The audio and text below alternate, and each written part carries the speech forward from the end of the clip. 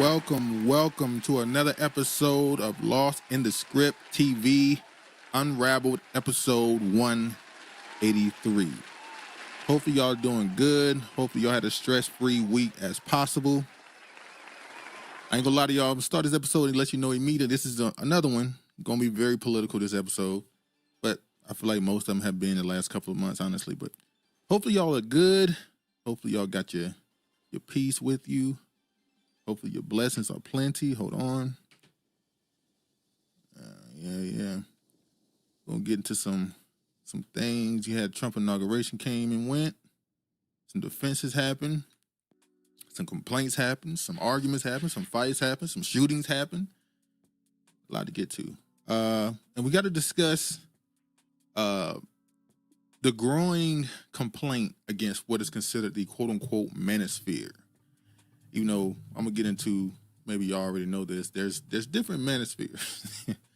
There's this manosphere with that red pill and MGTOW stuff, and then you have the black manosphere. We're gonna get into some of that with the Antioch shooting that happened with the young brother who decided to take on doing something silly, getting caught up into a certain side of the internet and the impact that it's had on, and how that's led to a discussion about masculinity in general online.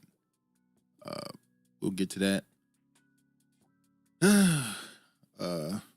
What up, Regina? Peace, love, and soul train Duke in the chat crew. Hopefully everything is good with you and your family. I guess we can get right into it. I'm gonna start with something more passings that's happening. How you doing, Kiefer? All right. Let's go ahead and get into it then. Starting off in a somber mood, Barry Michael Cooper, writer, producer of New Jack City, Sugar Hill, and Above the Rim, passed away at 66.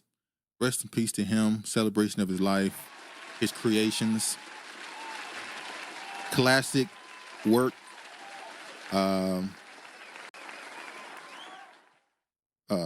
The screenwriter behind the influential Harlem trilogy and films New Jack City, Sugar Hill, and Above the Rim, and man who coined the term New Jack Swing, has died. He was 66.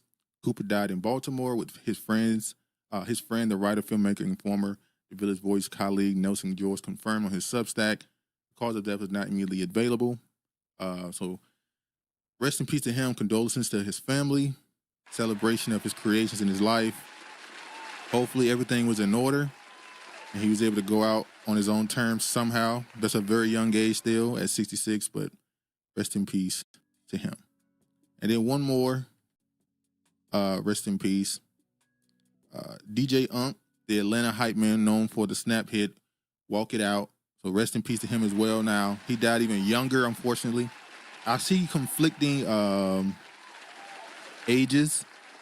I've seen people say that he passed at 41. I've seen some say 42, so haven't seen them actually give a correct age, but condolences to his family as well. Rest in peace. So yeah. All right. Now that we have those out of the way, let me go ahead and get right into some more lawsuits. It's a lot of lawsuits happening in the last couple of years. Really the last 2 years or so, the lawsuits been, especially amongst the artists or the entertainers that most of us would follow or know of, amongst black entertainers. There's been way more public lawsuits than I've ever seen. Maybe to just get more press. Maybe that's what it is. Anyway, let me show this. Hold on.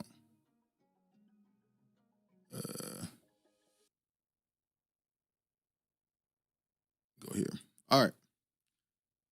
Chris Brown files $500 million defamation lawsuit against Warner Brothers.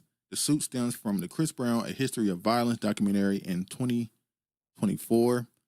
Chris Brown has a troubled history, but he isn't willing to let misinformation about him be widely spread without repercussions. The 35-year-old recently filed a $500 million defamation suit about Warner Bros. Discovery stemming from the 2024 documentary. TMZ obtained court documents outlining his complaint.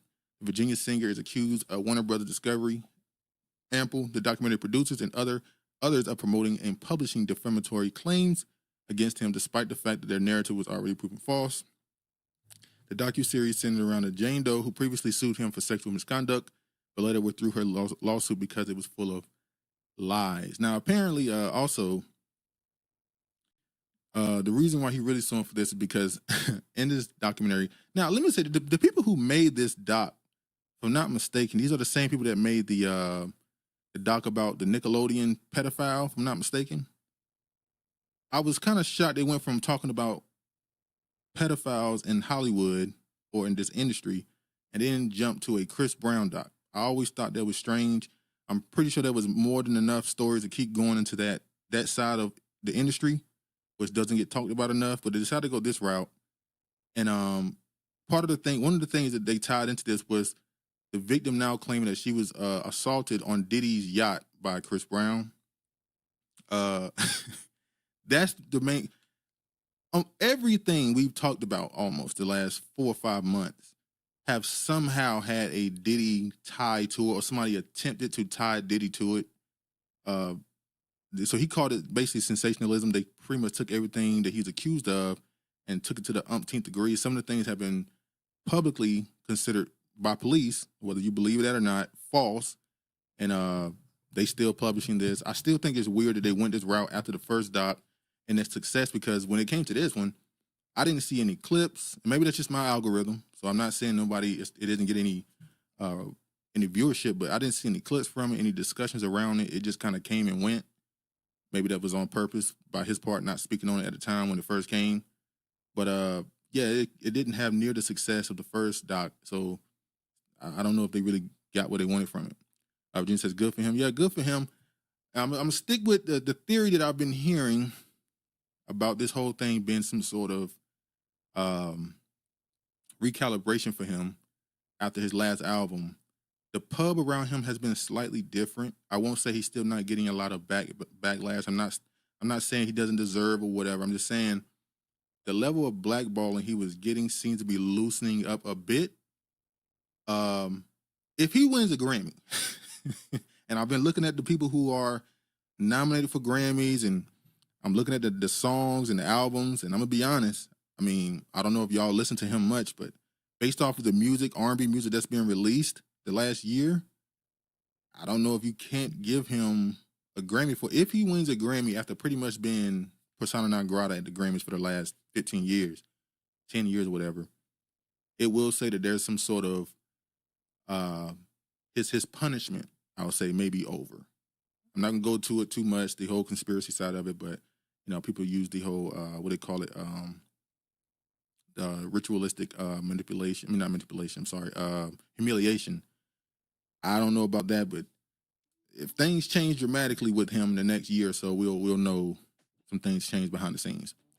Keeper says, personally, I don't think he's got to essay the woman that hang around.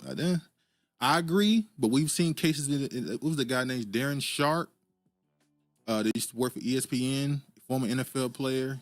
He was a dude who was going around drugging women. So, and I mean, as a man, you can see another man and know women will appreciate his look. You wouldn't think he would need to do that, considering he's a successful NFL player. He's financially stable, more than financially stable. You wouldn't think he would need to do it either. So, yeah. Some dudes, it's not about the actual act itself. It's about the power behind it. Keeper said, I agree, he should sue. Yeah, he is. So we'll see what comes from this. What up, Mark? What's up? So let's see what happens with him. People all involved. Hopefully, things come out that's true. Let's just leave it at that. Anyway, next up, we're going straight into it. We're not even gonna waste no time. Going straight into it. Biden pardons his siblings and their spouses on his way out of the White House. Bruh. I have never seen. Now, this is in my short time on this earth, and I've only been paying attention to politics the last 8 to 10 years. I've never seen a president preemptively pardon his family members. He pardoned Fauci. I kind of saw that coming. He pardoned his son earlier, as soon as the election was over, pretty much. The last day, 15 minutes they said of his presidency, he pardoned his entire family. I will say Trump said something I didn't think about either. He said he didn't pardon himself. He pardoned his family. Maybe I'm wrong in that, but he didn't pardon himself. Maybe he has some level of decency. I ain't gonna pardon myself. Keeper says, true, I kind of look at the parents that brought the young girls around R. Kelly. Exactly. And remember, I showed a video last year of a former, Chris Brown's former manager saying that mothers used to bring their daughters to meet Chris Brown. Now, I don't think this is when he was an adult. I think this is when he was a younger 16, 17, 18-year-old act. Mothers would bring their daughters to his hotel trying to get in. I'm not saying they were trying to prostitute them, but it did seem like that was in the play, honestly, of the card. So it was crazy. Margo said, that's a punk bitch move. Yeah. Now, he said he did this because his family was getting undue attacks and threats, and Trump was, he's just going off the rails. He's going after anybody that went after him. Now, keep in mind, for the past 4 years, they've had Trump in court for the last 4 years. They've used the courts the last 4 years, and before he can even establish himself in office, immediately this man pardons everybody that he should go after. The main one I'm really angry with is the Fauci one. Not even just because I think, or know, should I say, something was done, even though I feel that way. There needs to be an investigation to that whole situation. The fact that you pardon him gets rid of so much. I'm sure they'll find some other way to get him. I think they say on the state level, you still can investigate him, possibly, just not on the federal level. I don't know. So we'll see. Virginia says, these old pale farts are some ghetto-ass thugs calling black men that when it's them. Exactly. Keeper says, we knew he was going to pardon all these. Yeah, we did. I'm not surprised about the family, the brothers. I'm not surprised by, not even Fauci. I'm not even surprised by that. It's just, and remember, I think it was last week I showed, soon as he pardoned his son, a few weeks later, pictures started leaking of him and Hunter in front of the, taking pictures with the Chinese business partners they had. So they already knew what was going on. We already know. The game is rigged. We already know.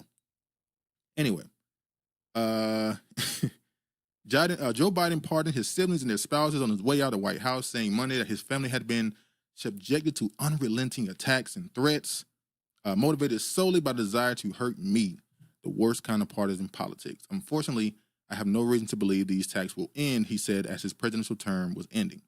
The family pardons were a surprise finale in a series of unprecedented presidential actions by the Democrats, who have been known for their institutionalists during the half century of politics. Biden also pardoned Dr. Anthony Fauci, retired General Mark Milley, a member of the House committee who investigated January 6 attacks. He even pardoned the people. Listen, he pardoned the people that investigated Trump on the Capitol and allies who have been targeted by Republican President Donald Trump. He was sworn in Monday. Also, Trump pardoned all the January 6 people. So congratulations to them, I guess. Biden also pardoned the security guard at the White House, or should I say the police that shot the woman during the January 6 situation. He pardoned him as well.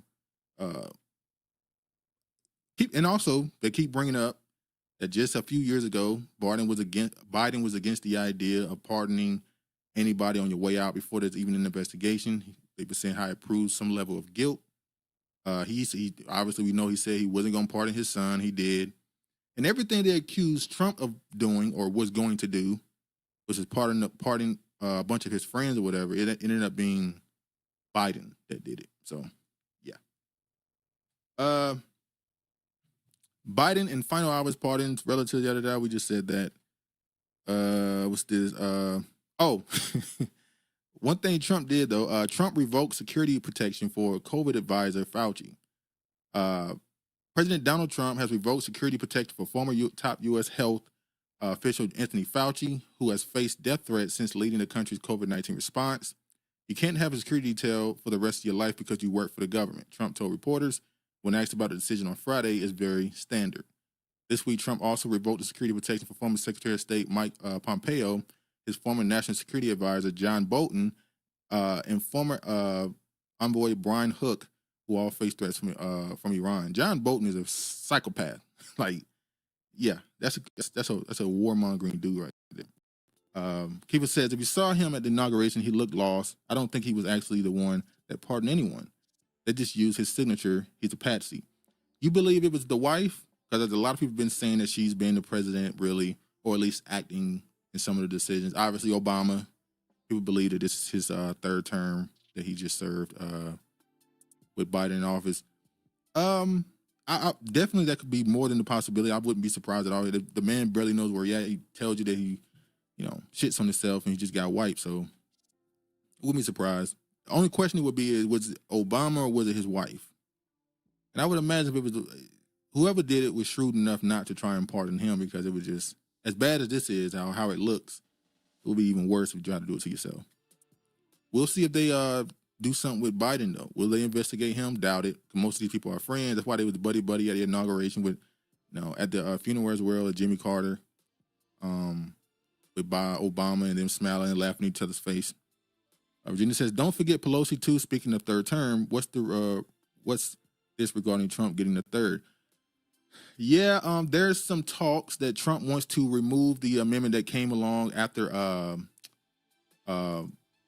what's his name? Damn, the president who served like 4 terms. I can't remember his name now. Early 1900s, right after the Great Depression. Can't remember, Theodore Roosevelt, I think it was. After he came in office the 4th time, they decided to make an amendment to where you can only serve 2 terms. But Trump has said he wants to remove that to allow someone to serve consecutive terms until nobody wants to vote for them no more. But also I saw people threatening that if Trump did that, then that will open the door for Obama. Now, as much as we talk about Obama and how nobody, he's lost pool or whatever, I don't think Trump wants to go against Barack Obama in an election. I don't think he wants to do that. But also they said that in that Obama wouldn't fit the qualifications, because if you want a 3rd term, it has to be consecutive after an election. If someone else wins the election, you can't run again for a 3rd term. So I don't know. Virginia says, funny, in my head, I was just thinking, well, isn't that a door opening for Obama too? Yeah, they thought about it. I will say the Trump supporters, or the right wingers or conservatives, whatever you want to call them, they definitely had to think about that Obama part. But we'll see if it happens. Yeah, I'm not surprised the Fauci thing. I'm surprised he's not already in Israel, honestly. What's next? Oh, I'm gonna show a little bit more of what Trump did, pardoning some people. I want to show this one too, because this was just something I learned about a few years ago. Mark says Obama lost a little favor with the black community. I know, but I think we really underestimate how much white liberals love Obama. White liberals might love Obama more than black people. I think if Obama runs for president against Donald Trump, he might wash Trump. He might blow him out. Because white liberals would have they would have everything they want to vote for him. So, yeah, I don't think that goes well for Trump going against Obama. His white liberal support, the moderates support him. He's still got a big stronghold on the black community, no matter how much he lost a little bit. I think he lost more with black women than black men. I think his black male support would be about the same, high 80s. I think his black female support would drop to the 80s. I don't think he would get 99% of black women. Because the women who are super duper politically active are still pissed off about Kamala. So yeah, Virginia says it was the white liberals that got Obama in, not Negroes so much. Especially the second time. The first time it was black people. They pushed him way over the line. He was gonna win that no matter what. The second time it was definitely the liberals. Mark Golden says very true. White liberals do love him more. Yeah, they love him. He's their personification of what they want black politics to be, which is a moderate Jew, pretty much. What he called himself. He said, I'm a moderate Jew. Anyway, let me show this. Trump pardons Silk Road founder Ross Ulbricht. Now, Ross Ulbricht is the person who invented the Silk Road on the dark web years ago. I think it was early 2010s, like 10, 11. He probably was running it long before that, probably around 2008, 9 or whatever. He was arrested in 2013 and sentenced to life in prison because the Silk Road he created was just like, it was Amazon for the dark web. I remember a few years ago, I saw somebody explain this story, and he pretty much invented Amazon for the dark web before Amazon came. So you can come on there. The people was using it to sell drugs. People were using it to hack their significant others' emails to find out if they're having affairs or exes, to spy on them. It's alleged that people were using this to put hits on people, like real hitmen. It's alleged that they were using it for some child stuff. I don't know about that stuff. They said that's ever been proven true. And it's alleged that Ross Ulbricht himself was threatening to put hits on people who were threatening his business. Now, when I watched this dude break it down years ago, he pretty much said this was Amazon. This turned into Amazon pretty much, where you can go on this website, this dark web, and order anything from anywhere, and it'd be at your doorstep. Like I said, it's known for the drugs and stuff, but other stuff was on there too. People were buying shoes from other people across the country, whatever you want to think of, anything valuable. He was pardoning, and which to me, if you're gonna pardon somebody like this, who does it benefit? Him pardoning this person? Well, libertarians. This is why Trump was able to build his coalition, his voter base so much. He truly did focus on different aspects of his base, and ended up, at least on the first day at least, did things that benefit all of them individually. His son garnered him the younger vote, and we're gonna talk about that younger vote later. And then the libertarians wanted people like this released. I'm surprised that they're not in support of the hacker from years ago who exposed the government. I think he just got released too under Biden. They've been trying to get him brought to this country to be put under charges for years from Russia, but I think he finally got released. But this story right here showed me that the people around him did whatever was necessary for him to win. They went for every base they could. Let me show. He promised this one last time, but I don't believe it. Hold on. This one here, he has now said that he will release the JFK, RFK, and MLK assassination files. He said it last time he got elected. He didn't do it. He pushed it back. Snowden, that's what I'm thinking about, Kiva. Yeah, I wonder if he will pardon Snowden. Yeah, that's what I'm saying. I'm surprised that the libertarians aren't asking him to pardon that person, and the right-wingers in general, even the left-wingers. He exposed the government. You would think all the parties involved would be asking for him to be pardoned, but I've seen so many people asking for him to be arrested and charged and said he had national security, he put America at risk. It just doesn't make sense. But yeah, I'm surprised he's not on the, and it wasn't Snowden that was released. It was the other guy who runs the WikiLeaks dude. I forgot his name too. He's the one that got released recently. But yeah, I don't think, apparently within a few weeks, we should get the JFK or RFK files. I can't remember. And in about a month, we're supposed to get Assange. Yeah, Keeper, Assange. That's the one who was released, if I'm not mistaken. Virginia says a Snowden pardon would be a good gangster move. He should. But we're supposed to get the JFK or RFK files, I can't remember really, in the next few weeks. And the MLK files are supposed to come within the next month. I don't believe we're going to get it at all. If we do get it, it's going to be redacted to hell. It's going to pretty much be 4 sentences. Barely going to get anything out of it. President Trump announced that he'll declassify any remaining files from the assassinations of President John F. Kennedy, his brother Robert F. Kennedy, and civil rights leader Martin Luther King Jr. He signed an executive order at the White House Thursday. After an aide announced the president was signing executive action ordering the declassification of the files relating to assassinations. Trump said, that's a big one, huh? A lot of people are waiting for this for a long time, for years, for decades. The president instructed his aide to give the pen he used to sign the order of Robert F. Kennedy Jr., the son of the late Robert F. Kennedy, and Mr. Trump nominee to run the Department of Health and Human Services. The elder Kennedy served as U.S. Attorney General and New York Senator with Democratic presidential candidate when he was slain in 1968. Virginia says, do you think the JFK, RFK, and MLK files will still be redacted, especially because Kennedy's, because they're definitely going to reveal MLK's sexual proclivities, allegedly. we're gonna get to the MLK stuff in a minute. that is getting louder and louder, and with social media, that was definitely going to happen. But man, Martin Luther King, at this point, it's just seen as a fact by the public, at least.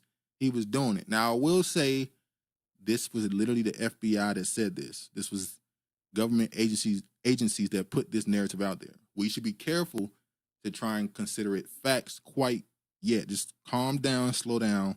Even if we read this, we need to understand these people were trying to undermine him. He was the most hated man in the country at the time, and they were considering him a threat to the country. So before we read that and believe it, let's be sure to have context on how they felt about him. What up, Brian? Brian, they have been protecting MLK's image. Bro was wild as fuck. We know all the story. We know about the Playboy, even though he did an interview with Playboy. We know about Playboy. We know about the alleged orgies and the out-of-country stuff he was doing, laying with people's wives. We know the rumors, the allegations, but let's just pump the brakes a little bit. Mark Gordon says, is Trump going to make Area 51 available to the public? I thought they changed the name of it. Am I tripping? I could have sworn. Remember a few years ago when the internet did some type of, they said they were going to storm Area 51, and apparently they already moved it. Like, Area 51 isn't Area 51 anymore. They have already moved whatever was supposed to be there. It's not that anymore. What up, Ashley? Shalom, shalom. So yeah, I just want to put that out there, that caveat. Let's understand that these people were not the biggest fans of Martin Luther King.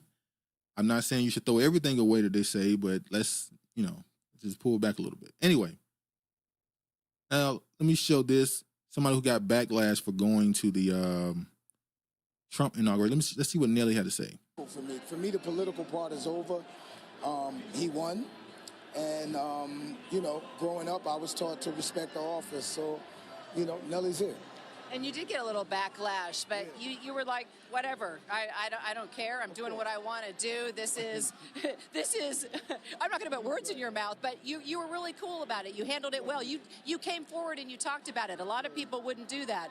Why did you come forward and talk about it? Well, because I think it's important that, we showed some people have their own opinions about things, and sometimes things can get a little bit hazy and in a way that everybody feels the same way about everything, and that's just not it. I think certain people have an outlook, and I've always believed that you got to walk through the fire sometimes to get results, and regardless of what you feel about it, we as a people, and I mean, my heritage as far as being African American, we've always had to work with people that we may not have always agreed with to get things done. Now I gotta say that's facts. That is facts what he said right there. I'm gonna read this first. Bryant said Ralph Abernathy put MLK business out there. He was close to MLK. Well, yeah, but people fall out too. There's a lot of things that happen when people. We saw what happened with the Luther Vandross situation, putting his business out there, and now people. I'm gonna say, when we read what's in there, just be careful not to believe everything. Keeper says, I appreciate everything he has said. He definitely said some facts right here. I thought I had the other video. I'm probably not gonna bother playing it. Where he interviewed by I forgot his name, the podcaster, where he pretty much said, "Look, man, I'm not the biggest Kamala supporter. I don't hate Trump," which basically people are surmising that to me. Oh, he's saying he supports Trump. And like he said right here, we've always had to work with people we don't like or we don't trust to get things done historically. That's how you got a Civil Rights Act. Whether you support it or not, all the things in there at least and what it's turned into, that's how you got that, working with someone who don't like you.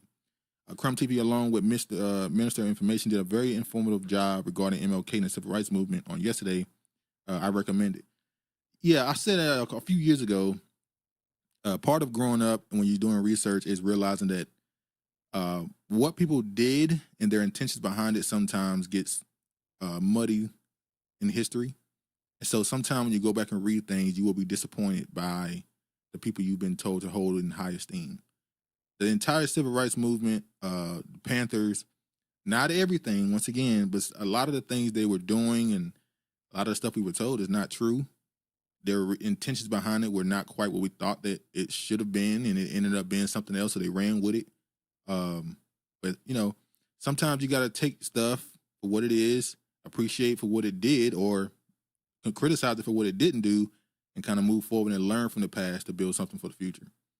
Virginia says, y'all, all this stuff is muddy and you got to interpret it for yourself. Exactly. And I think that struggle continues. But at the end of the day, if the men and women of this country can put their life on the line for a president that they may not have voted for, I can definitely perform for the office. That's facts, man. So shout out to Nelly. He stood on his square. He ain't do like some other people and say it was for, he said, it's not for money. I didn't do it for money. I did it because I respect the office. I respect the presidential office. I want to perform there. I respect him for standing on what he believes in rather than going with the mob and, you know, folding to pressure. Anyway, let me show one more thing. Yeah, here we go. Now, this MLK thing. So yesterday, well, on MLK Day, actually, it started. On that holiday, there was a lot of posts online where it wasn't the normal celebration of him and the civil rights movement and all the people a part of it and, you know, typical Black history stuff. It turned into more of a critique day on him. Or people were saying how we need to be truthful about who people are so that we can get rid of what they consider respectability politics. Which led to this moment right here when Sexyy Red posted a picture, AI picture, of her standing in the club with Martin Luther King Jr. And she posted this picture here. She didn't make the picture. So let me defend her just on that part. She did not create this picture. A fan made this picture with the Gronk. You can use this thing called Gronk on X, where it's AI. You can ask it questions. It's like ChatGPT. You can ask it questions. You can create pictures for you, all this other stuff. And so somebody put a command in for Sexyy Red and MLK dancing in the club, and this is what it created. She posted this. Someone else, remember I showed last week the flyers going around in Atlanta of MLK smacking, whatchamacallit on the ass on a flyer. It was just crazy stuff that's going on with the MLK image thing. And a response came from his daughter. She had now keep it called a Ratchet Red. Now Sexyy Red has already deleted Rosa Parks. Yeah, MLK was smacking Rosa Parks on the ass on a flyer in Atlanta for a club. I showed it last week. Yeah, they struck that down. Said we're not a part of that. They want to get rid of it. You know. So Sexyy Red has already deleted the picture because the response by his daughter Bernice, she said this is intentionally distasteful, dishonoring, deplorable, and disrespectful to my family and my father, who was not here to respond himself, but he was assassinated for working for your civil rights, human rights, and to end war and poverty. Now, she went on to say, because people was, you know, on Sexyy Red ass saying, yeah, call her out, she's ratchet and ghetto, she had to clean it up a bit. She said, please don't project your thoughts onto me. I don't believe Sexyy Red to be a degenerate, ghetto, or trash. Now, before I finish this, have any of y'all heard that song by Sexyy Red and Bruno Mars? Yeah, I think she was being nice here, so I'll just leave it alone. I have spoken out in the past about the use of comparison to either of my parents to denigrate other people. I just don't understand this type of use of my father's name. And she went on to, you know, make a point. And Sexyy Red responded, and I respect this.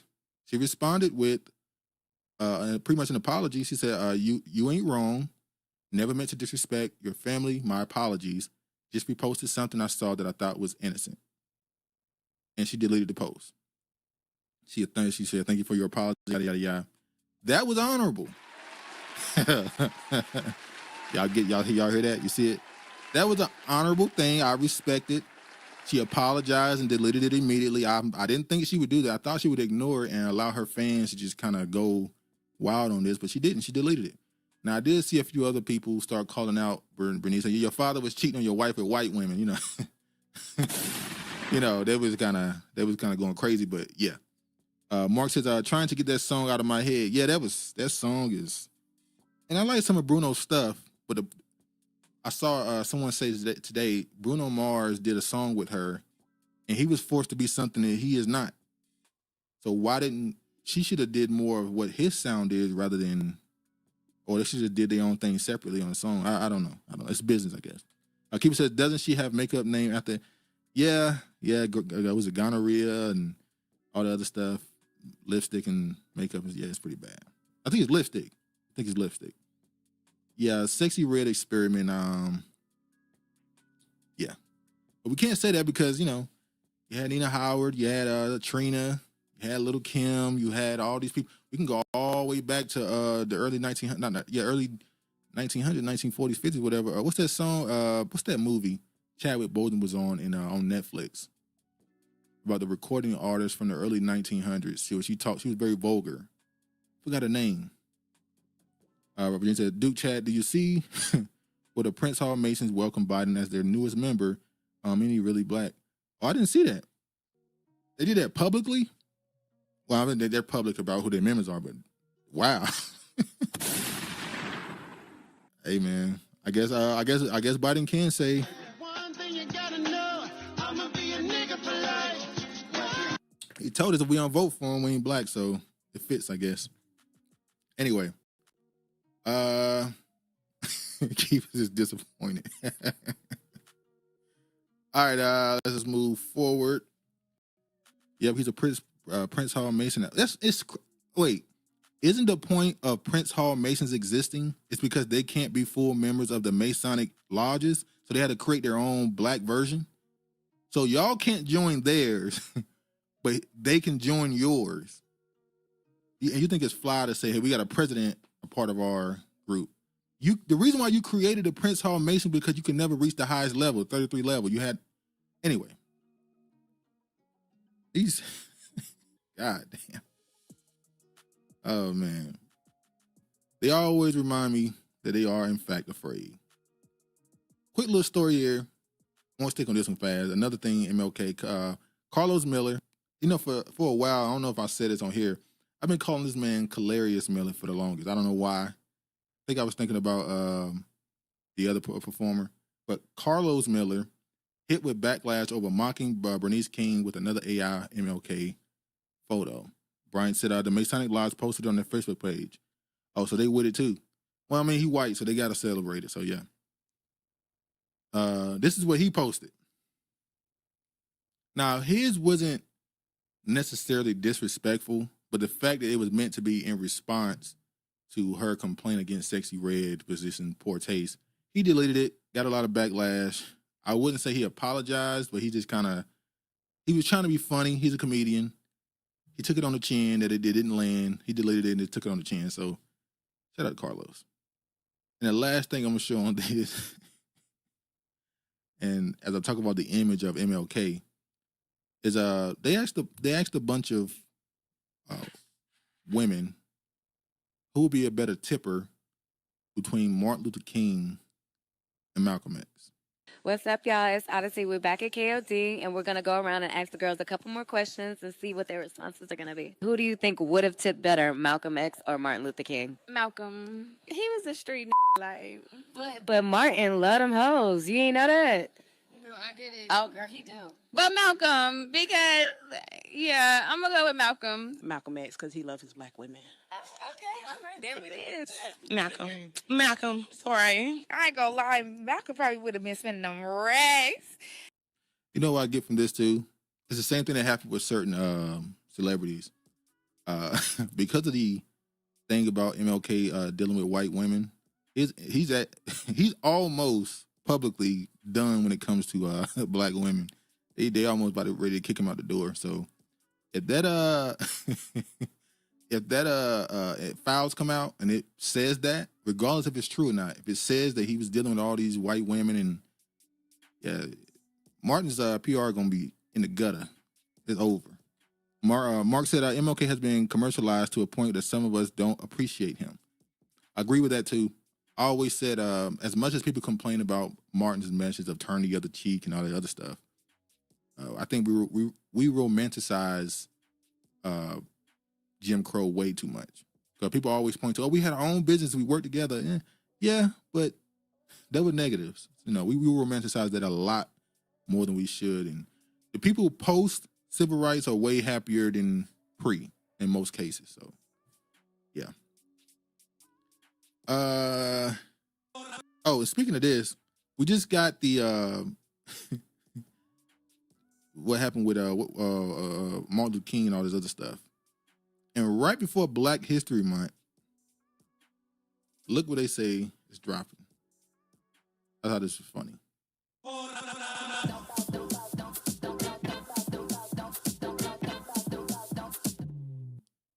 Don Julio and Popeye. Oh, man. January 31st. All right. Virginia says, no coincidence, in my humble opinion, milking now Trump.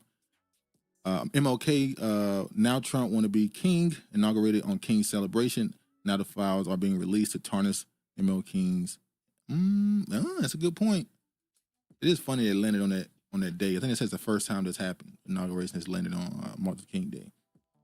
I saw a bunch of people saying, "Oh, it should have been Kamala. It should have been Kamala that was getting sworn in on this day. It was meant to be. It wasn't." Anyway, Pastor Lorenzo Sewell. I don't know how to say that last name. I don't know if it's Sewell or Sewell. I don't know. Criticized for inauguration prayer. Meme coin push. I did see somebody posted his name and looked up his last name to see where it originated from, and they pointed out that last name is Jamaican. Now it says that name is very prominent in America too, but it's more popular in Jamaica. So they people are already trying not to claim this dude, so it is what it is. Keeper says, "Thank God she wasn't sworn in." Facts. We're gonna get to her too. Her and Obama, them, some stuff going on. Gonna get to some messy, gossipy stuff later. Let me play this. Asking you not only that, let freedom ring from Stone Mountain, Georgia. Let freedom ring from Lookout Mountain of Tennessee. Let freedom ring. And we funny when you watch this, Trump literally laughing at the dude. From every hill and every molehill in Mississippi, from every state, every city, every village, and every hamlet.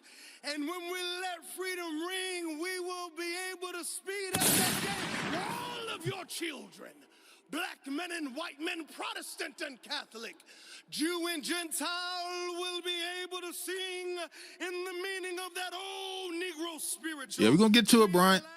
Free at last. Thank you, God Almighty. We are free at last. If you believe where the Spirit of the Lord is, there is liberty. Come on, put your hands together and give your great God great glory. This is why I say pastors have had the worst PR the last 30, 40, 50 years, because every last one that's pushed to mainstream audience is the most scamming. Just they bastardize all the words of the Bible of men. He just took what Martin Luther King said and put it in this totally, well, I wouldn't say a totally different context, because Martin was on some things, but later in the end he learned something. He started doing something different, which is what got him killed. But man, it's only a few real ones out here. Mark says, didn't he try to sell his own Bitcoin after this impersonation? I mean, facts. That's why they was on him real bad. They said you use this moment to try and profit. He's scammers. They're just scammers. Keeper says he was better than fake Catholic bitch. Oh man. So yeah, he went a little viral for that terrible speech. But I gotta show this too. Now, when I first saw this, and I'm gonna go ahead and just play the video and then I'll talk after. Let me just play it first. And I just want to say thank you for making it happen. Thank you.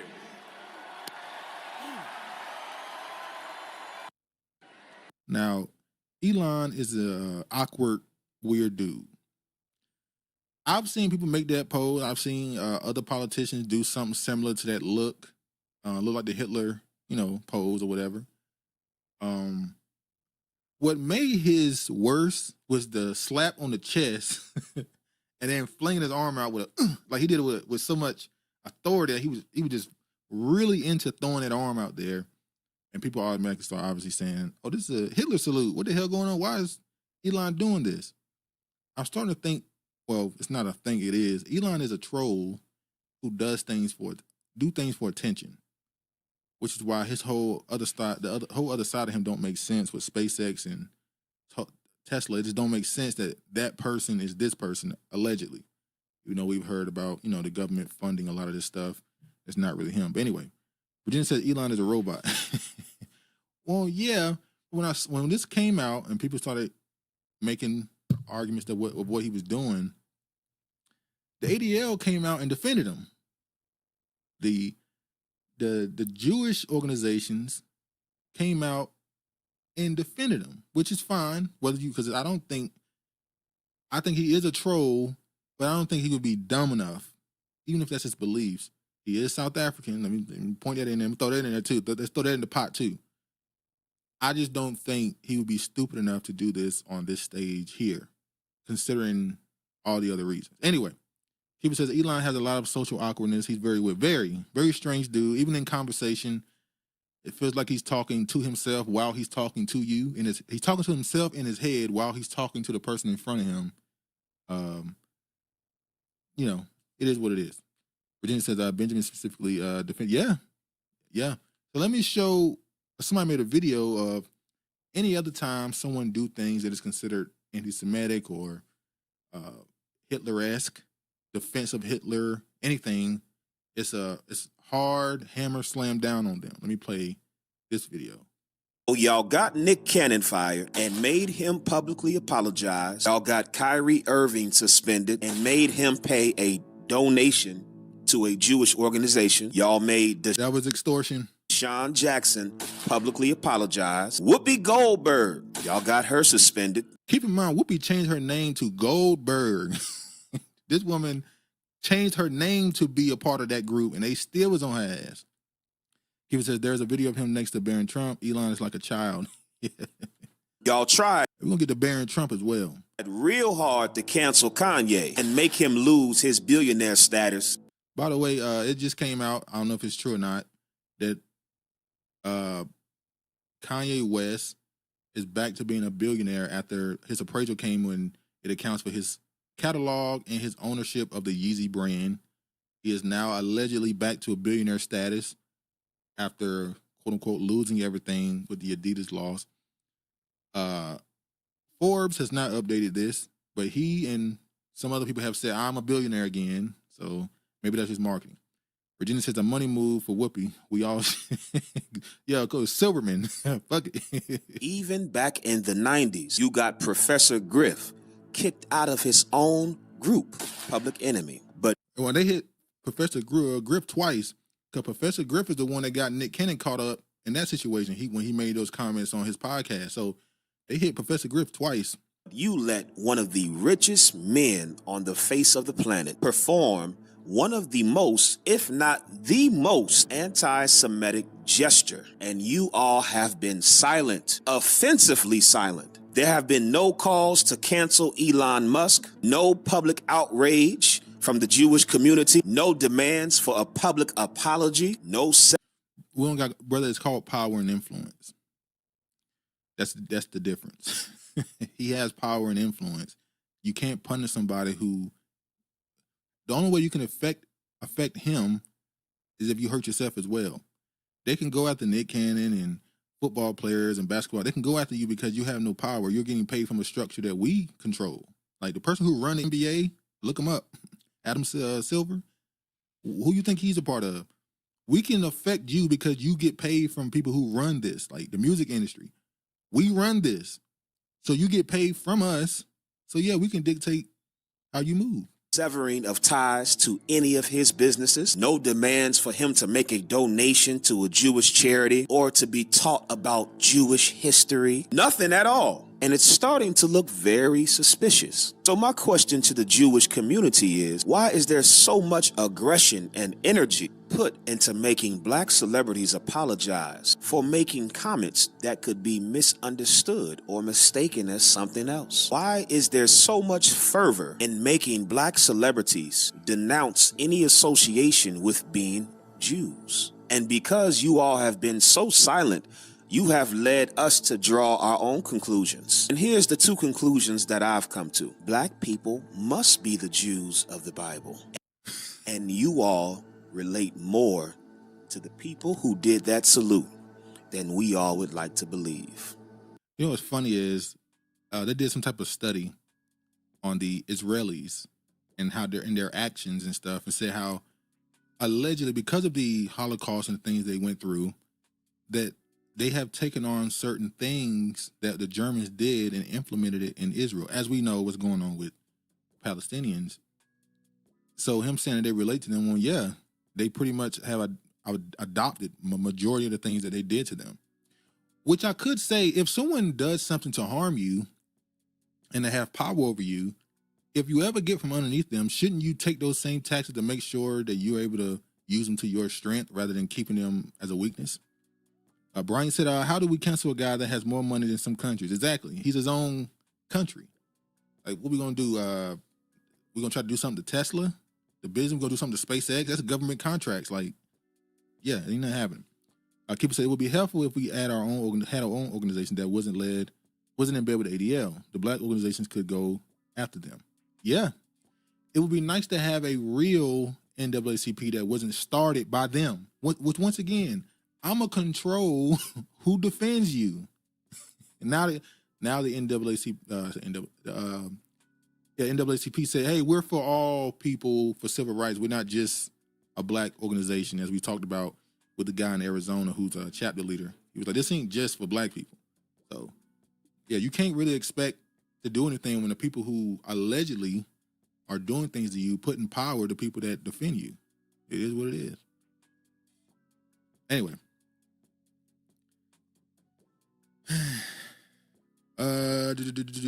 What is this? Oh yeah, Trump got rid of the equal. Let me show this right quick. Hold on. He got rid of the Equal Employment Opportunity Act of 1965. Executive order. President Lyndon B. Johnson issued Executive Order 11246 prohibiting employment discrimination based on race, color, religion, and national origin by those organizations receiving federal contracts and subcontracts. So he got rid of that. He said he wants to bring back merit-based hiring. Him getting rid of this, by the way, is like they're using this as a punching bag for the people that were against Kamala getting in office, saying, look, now that Trump in office, look what your boy doing. Even though, as somebody pointed out here, let me show this, give her the credit for this. He said, in the grass, one in a villain. She says, the EO was established in 1965. 60 years has passed since then. And in 60 years, black people make up only 3.6%. You would think that there would be at least 50% by now if this was an effective EO. However, the numbers say otherwise. The fear-mongering won't work this time. Regina Duke, where can we send you photos and links? The email. I think the email, lostinseattletv@gmail.com. Mark Gordon says, nothing about Trump, says Mary. Well, the people at the top don't think they need to earn anything because they already got it. So you're the one that should have to earn it from them. That's the mindset of a ruler, man. They think like rulers. They think like people in power. You need to earn from us. We don't need to earn it at all. Let me show. Oh yeah, Trump doesn't only want to end DEI. He's also avoiding a civil rights era anti-discrimination rule, which we just talked about. Practices. Which really wasn't the benefit of black people. It was white women. As all this stuff, I don't say this for months. It's about white women. It's not really about you. You're just, to them, collateral damage, even though most of the stuff is not going to affect you much. But yeah, this is about them. Areas of facts, him nor any of his average pale male mofos.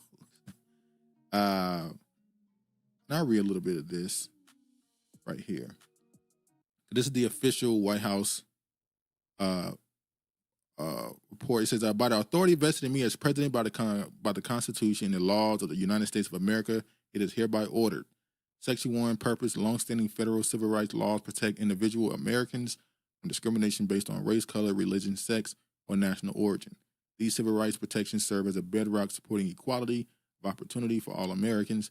As president, I have solemn have a solemn duty to ensure that these laws are enforced for the benefit of all Americans. Yet today, roughly 60 years after the passage of the Civil Rights Act in 1964, critical and influential institutions of American society, including the federal government, major corporations, financial institutions, and medical industry, large commercial airlines, law enforcement, so we know, adopted and actively used dangerous, demeaning, and immoral race and sex-based preferences under the guise of so-called diversity, equity, and inclusion, or diversity, equity, inclusion, and accessibility that can violate the civil rights laws of the nation. So yeah, he said that American values of hard work, excellence, and individual achievement in favor of unlawful, corrosive, and pernicious identity-based spoils system. Hardworking Americans who deserve a shot at the American dream should not be stigmatized, demeaned, or shut out of opportunities based on their race or sex. It's the same line they use on the Asians, by the way. Brian says white women, and yeah, that's exactly who would have benefited. They want them at home, barefoot and pregnant, and it's not a law, or they're trying to push a law through. And I forgot what state it is. Forgive me, but they were trying to make sex crimes a death penalty again. And people were obviously immediately in defense of like, yes. But then you had the other LGBT people said, well, you got to remember that they consider trans people in certain environments to be against children. So you got the trans or the drag, what is it called? The drag kings or queens, whatever they call it, when they go read at schools and stuff, or they got them taking them to strip clubs. That's, you can consider that as a crime against the kids and make put them out. Mark Gordon says, like Umar said, lead them snowbodies alone. Oh yeah, y'all see Umar in Africa, by the way, with that prostitute. I'm just saying, it was funny to me. Speaking of that LGBT stuff, AOC Jeffries remains silent on Democrat backlash after saying anti-trans athlete bill empowers child predators. I think we need to make standing up for those folks just such an afterthought that it's not even a debate. After alienating Democratic voters with unsubstantiated claims that the Protection of Women and Girls in Sports Act would empower child predators to give genital examinations to young girls, and two most prominent figures on the left and the House of Representatives are not addressing the issue. House Minority Leader Hakeem Jeffries and Representative Alexandria Cortez were among 206 Democrats who voted against the bill that would prevent transgender athletes from competing against girls and women last week. They say some crazy stuff sometimes, and I feel like they're, especially Alexandria Cortez. She's to me, even though outside of this comment here, she seems to be attempting to move slightly more to the middle, moderate on certain topics. I saw on social media that she took her, what they call the pronouns, out of her bio and all that other stuff. So she's kind of moving away from certain ideologies. I'm waiting for that full spin from her in the next 4 years too. Brian says they vote against the bill, then cry about women's rights. Exactly. They vote against vote against a bill that would help women, and then say that things are happening to women that's unfair. It don't make sense. Another thing I want to show. Barron Trump. Hold on.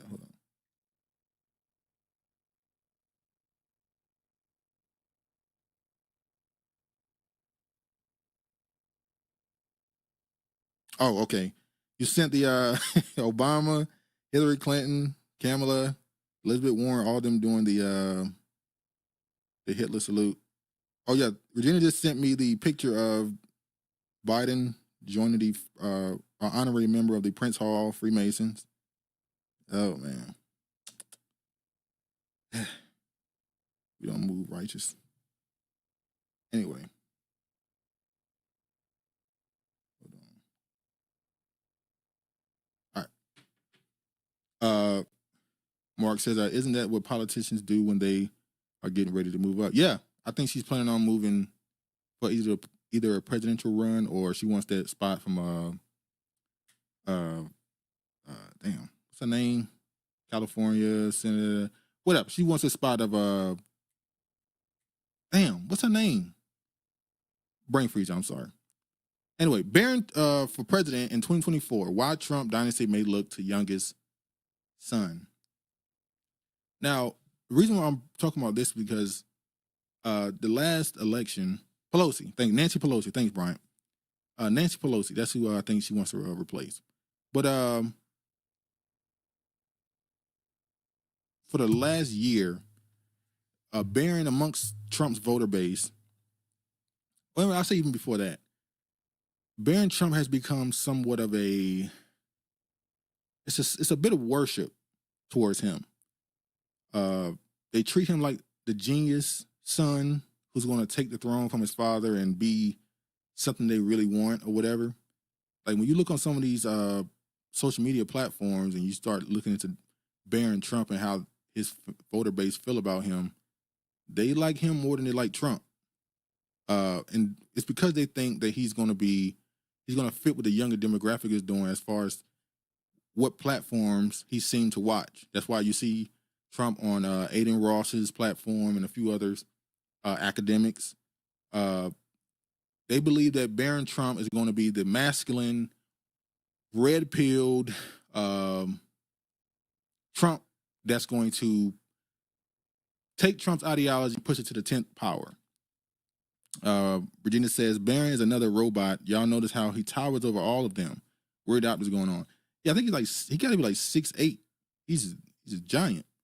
But during the recent U.S. election, Donald Trump made gains among young men after a series of appearances with the likes of Logan Paul, Aiden Ross, and the Nuke Boys, Theo Von, and Joe Rogan. So let me show this right here. Now, somebody who says that they were associated with the Trump family, a black man, he made a thread discussing the Donald Trump like 6'4". Yeah, he's like 6'5". I think his son is like 6'7", 6'8", maybe even taller. Virginia says he allegedly has a higher spectrum form of autism. Yeah, I've seen that too, and this is what I'm about to get into with this guy here. He says that he worked with the Trump family. He was a teacher, I think. Let me show y'all what he had to say. He said, I literally saw Barron slap the F out of many of the Central Park, out of his nanny in a Central Park after school.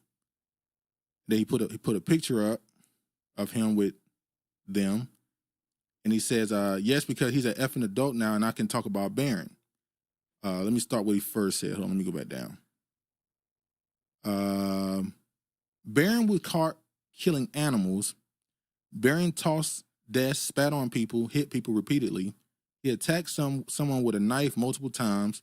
He was even accused of sexually touching someone at a sleepover that resulted in an investigation. So he basically saying he's a psychopath. He said 6'7". Okay, now this sounds sus. Yeah, so this dude is saying basically, which I always said that when someone grows up in certain environments, it's kind of parallel to the opposite. For instance, someone who grows up in a home where there's a lot of abuse, drug use, neglect, they can develop certain antisocial behavior where it can lead to them becoming, a bit of a psychopath or a sociopath, should I say.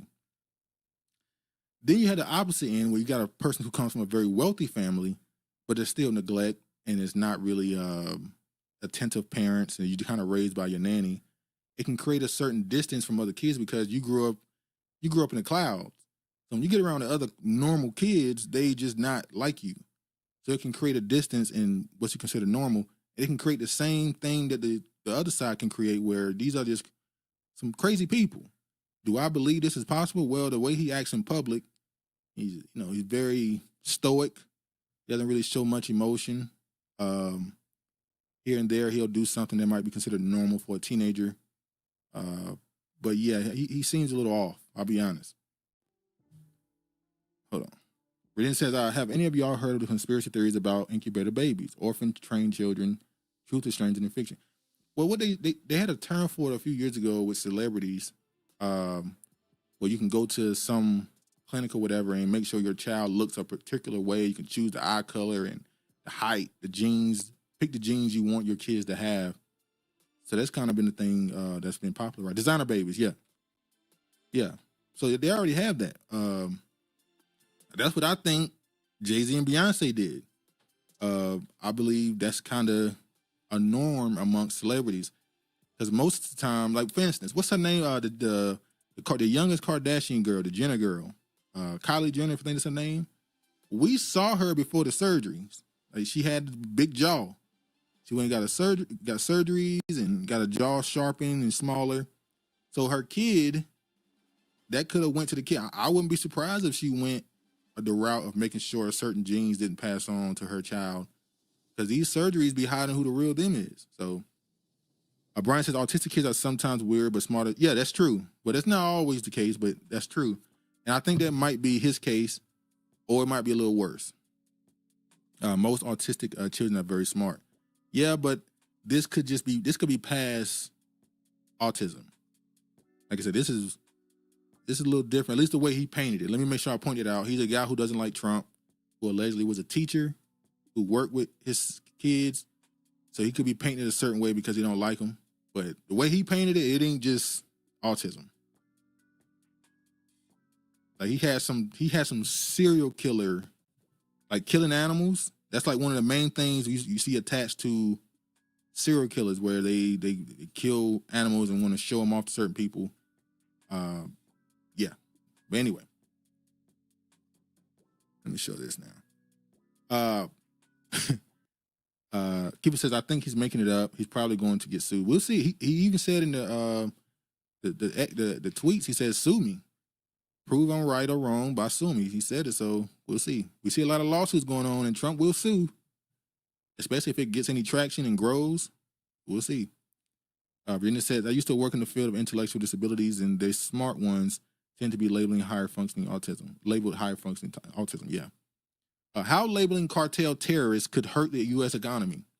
Isolating U.S. companies from cartel activities could be almost impossible, given that the criminal groups operate in sectors like agriculture and tourism, leaving some American businesses vulnerable to sanctions. So I'm only showing this headline to say, and we're going to get to it later with the deportations and the ICE raids going on, that this was a New York Times article defending corporations working with criminals. And it's funny because we've seen the back and forth between the Mexican president, how she got in office, and Trump, where she was mocking American drug use. She was warning against fent through saying, "Oh, look how Philadelphia looked with the drug use." She was mocking American drug use, and it's like, well, the drugs are getting in here through alleged Mexican border, so it ain't really what you thought it was. Brian says, "Rich folks don't use broke people. There is no game." Akiva says, Jaguar Wright says, sue me too. Now she's changing her story. That's different. Oh, no. Well, we don't believe you. You need more people. Hey, man, let me pause for a second. Jaguar Wright said that there's AI being used.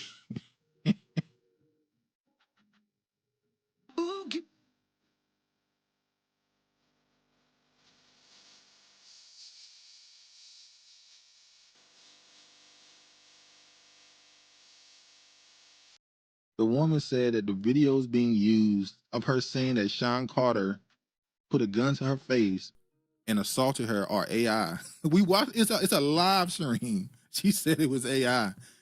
All right. And I was never, I'm one of those people that believe, I compare Jaguar Wright, and some people might think this is disrespectful. I don't mean any offense to this. I'm saying I compare Jaguar Wright, and I said this before, to Dick Gregory.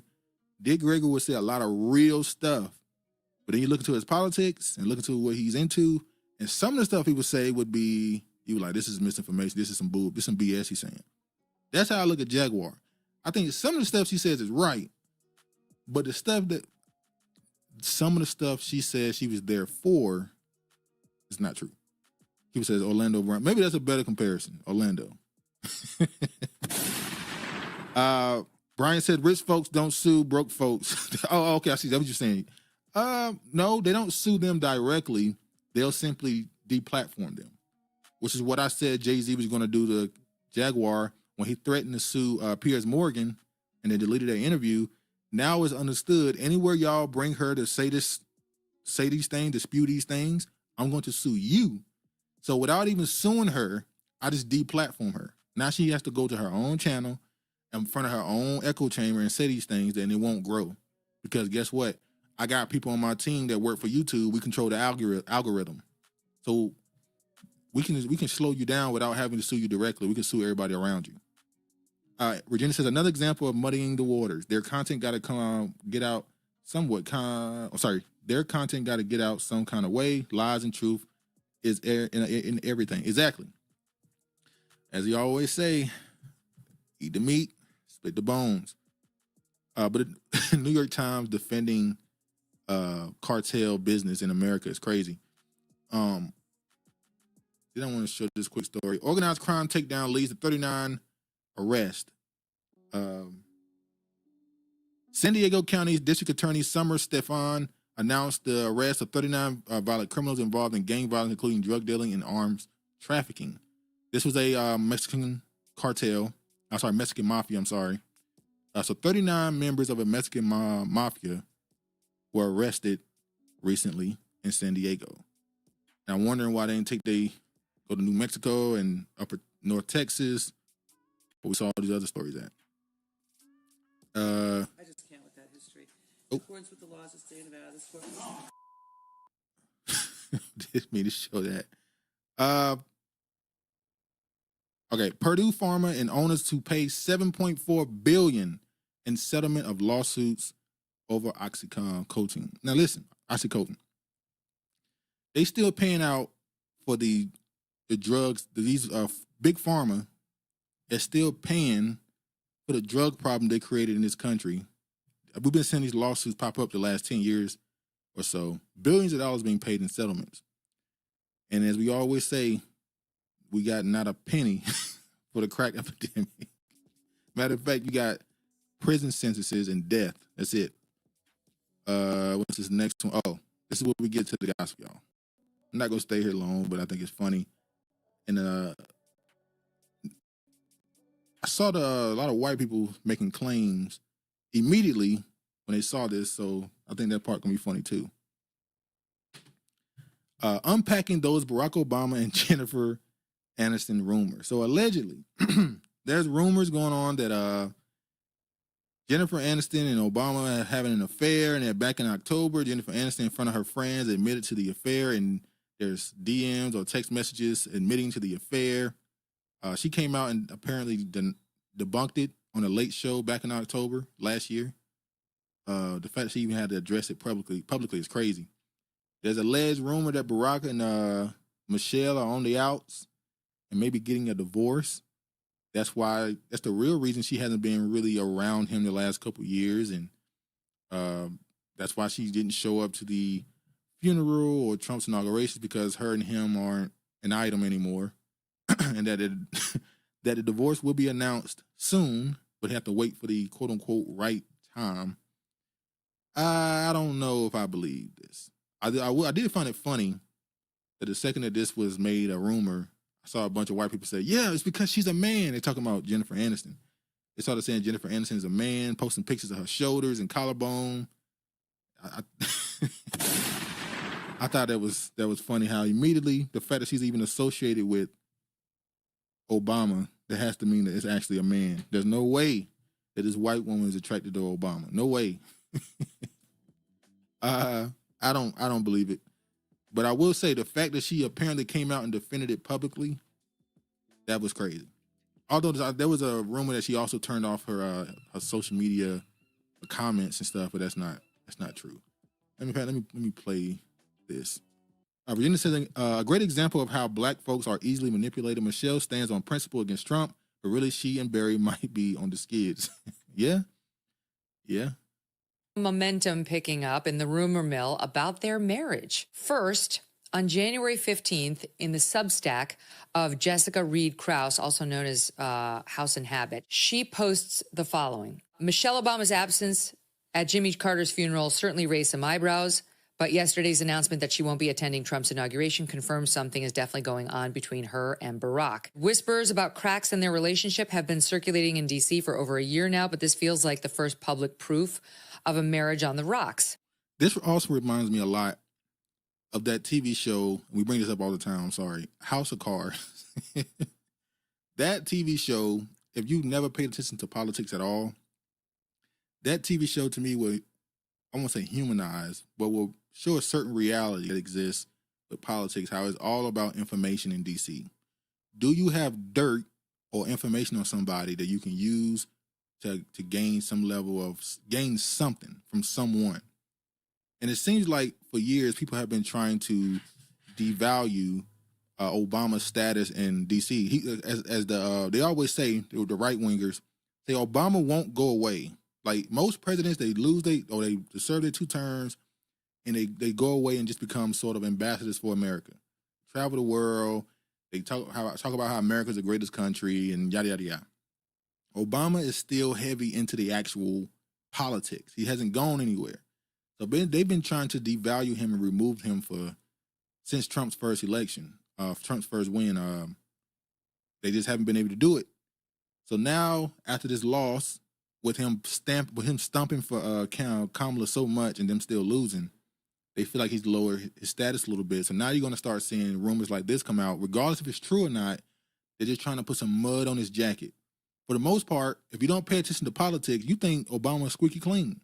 You don't pay attention to the bombs and the drones he let loose over in Yemen and in Africa and all these other places. You don't pay attention to the civilians that he's killed on American soil with drones. If you don't pay attention to the politics, so he's still squeaky clean to American citizens who are blinded. So they're trying to find a way to just get something on him, make something stick. Virginia says optic manipulations. Yeah, House of Cards, definitely. If I had to guess, they will wait until after the inauguration to announce it. Timing, is everything. And yet the story doesn't end there. For months, I've heard Jennifer Aniston's name tied to Barack. Then Jessica cites a DM she received the day before. Quote, "He's with Jennifer Aniston. My old manager, now a friend, is connected to her inner circle. At a gathering with Jennifer's friends, the affair came up casually. Jennifer herself admitted it.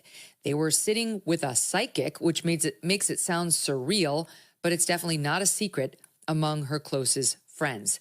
Virginia says facts regarding Obama. This is the first time he's been linked to scandal outside of his pool man. Oh, that story went away way too fast. But I think because it included someone passing, someone dying, it was never going to stick too long unless there was real concrete proof that something nefarious happened. So they was able to get around that by saying, hey, stop disrespecting someone who passed away, let things go on, wish them condolences and move on. Stop trying to make a conspiracy out of this.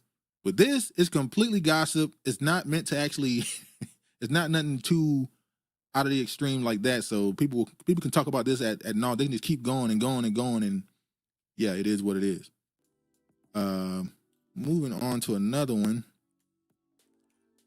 We can get back to the other stuff after this one.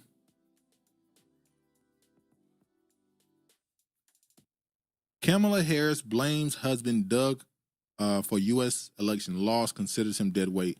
Now, this was based off a report on the Daily Mail. So, once again, how much do you trust Daily Mail? I use them sometimes, but let's be honest. Former United States Vice President Kamala Harris has started to consider her husband Doug a dead weight after a crumbling defeat in the U.S. presidential elections.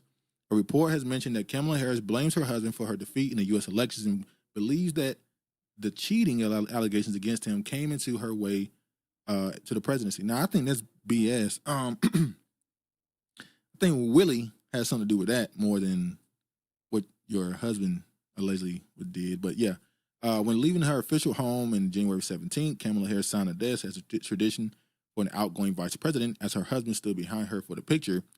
When asked what's next for her, Kamala told her staff, "It's not my nature to go quietly into the night, so don't worry about that. I'll keep you posted." All is not well between the couple, yada, yada, yada. Reports suggest that Doug has also signed up for a big law firm. They got a split time between New York and San Francisco.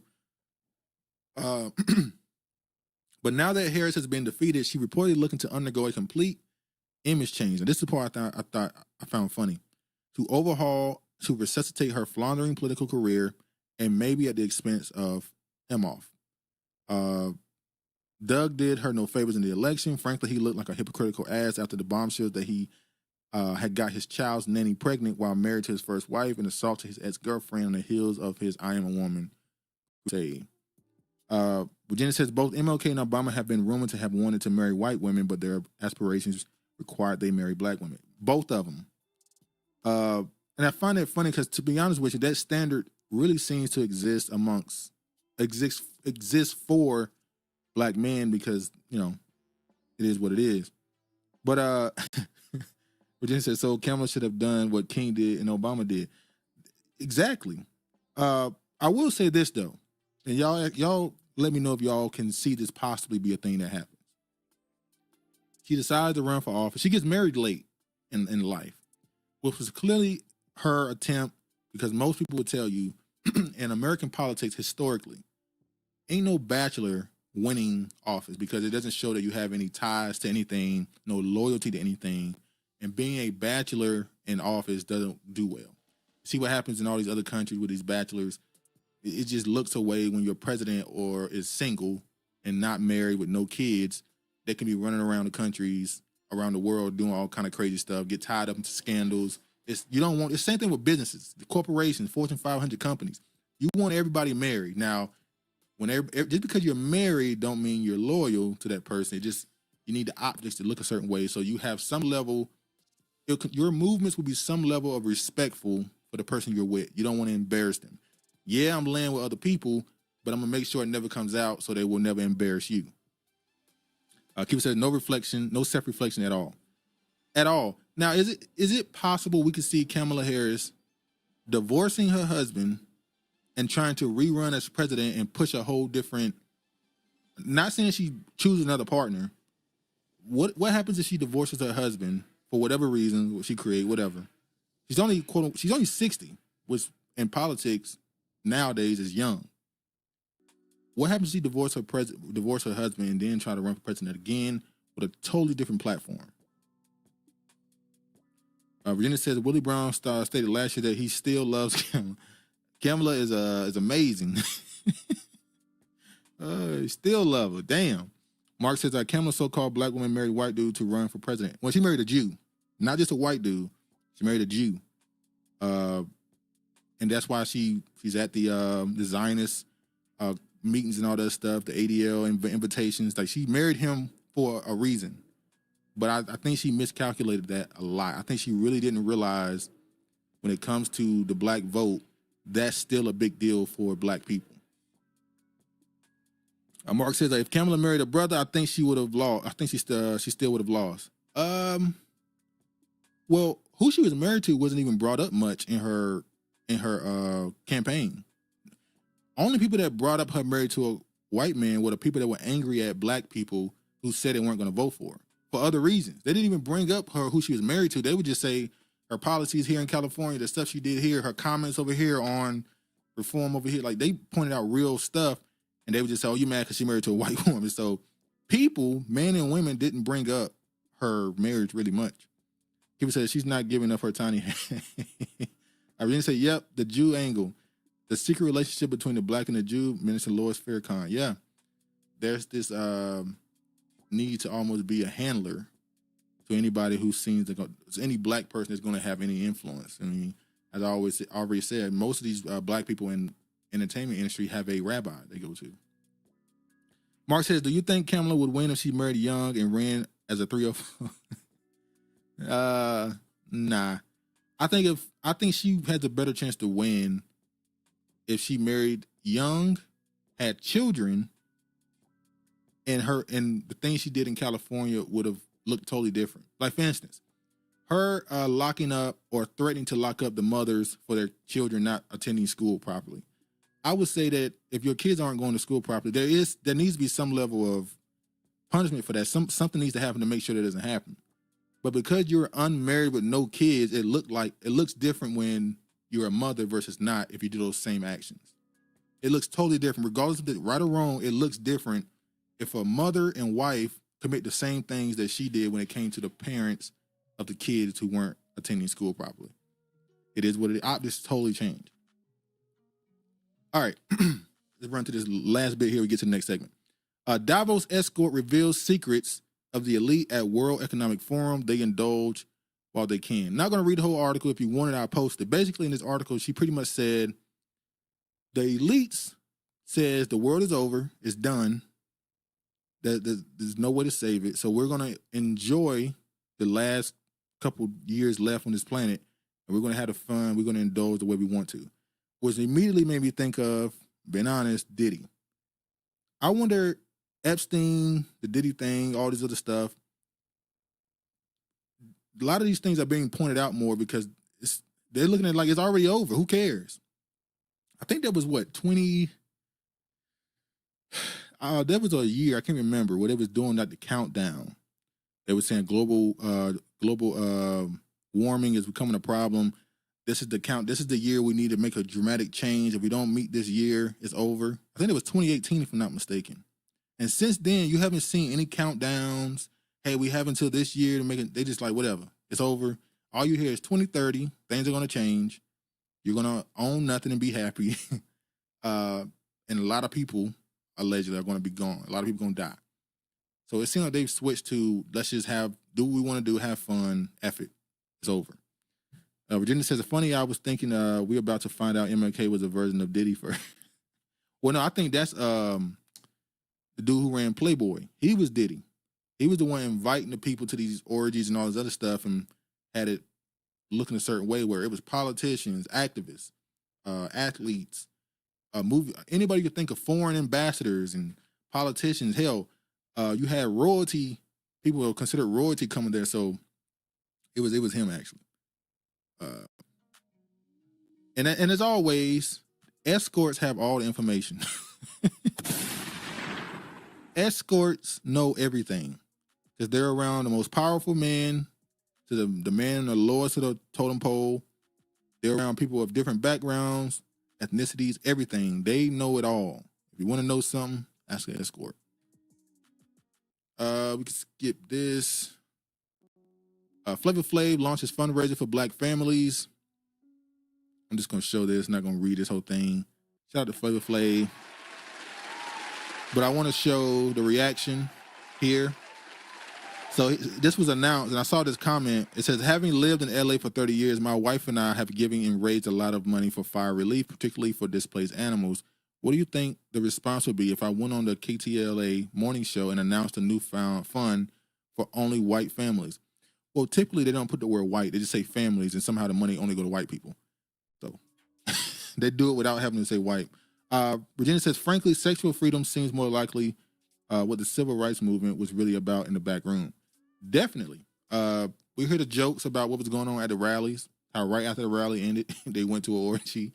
I read some of the books about the critiques of the Black Panthers and how some people feel like it was a lot of sexual stuff going on with that, even assault in some cases. And then we see what, right after the civil rights movement, you go right into the 70s, and we know what the 70s turned into. So that tell you everything you need to know. I want to show this too. John, let me show this real quick. Maybe we should take it slow. Take it slow.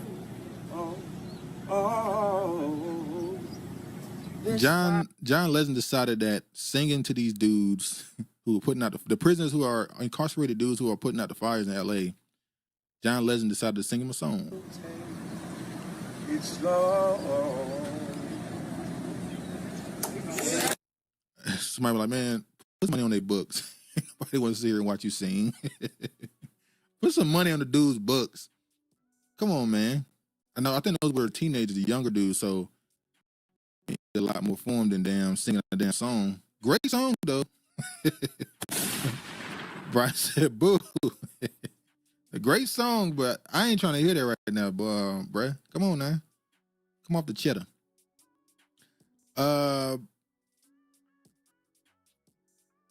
Keeps I can't get past the crazy wife. That's dead.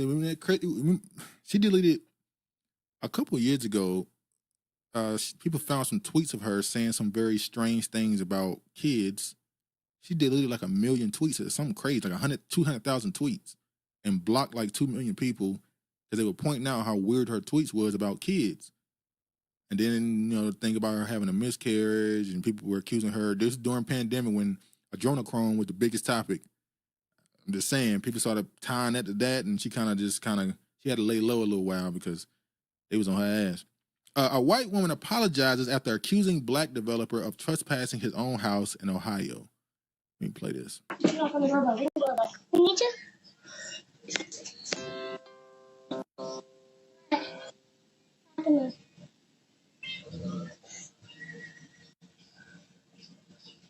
What's going on?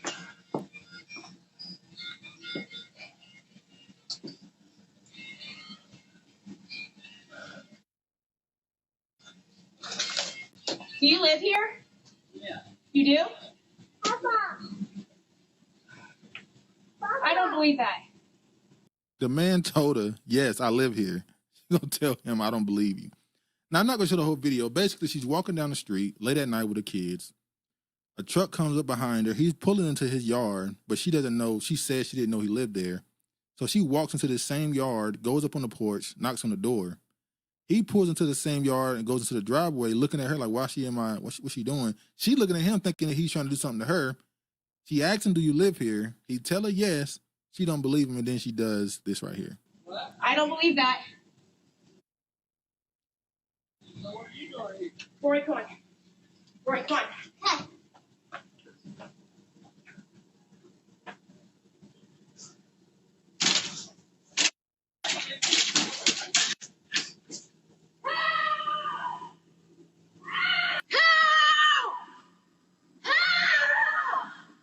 Hey. Did someone come here? That was my wife.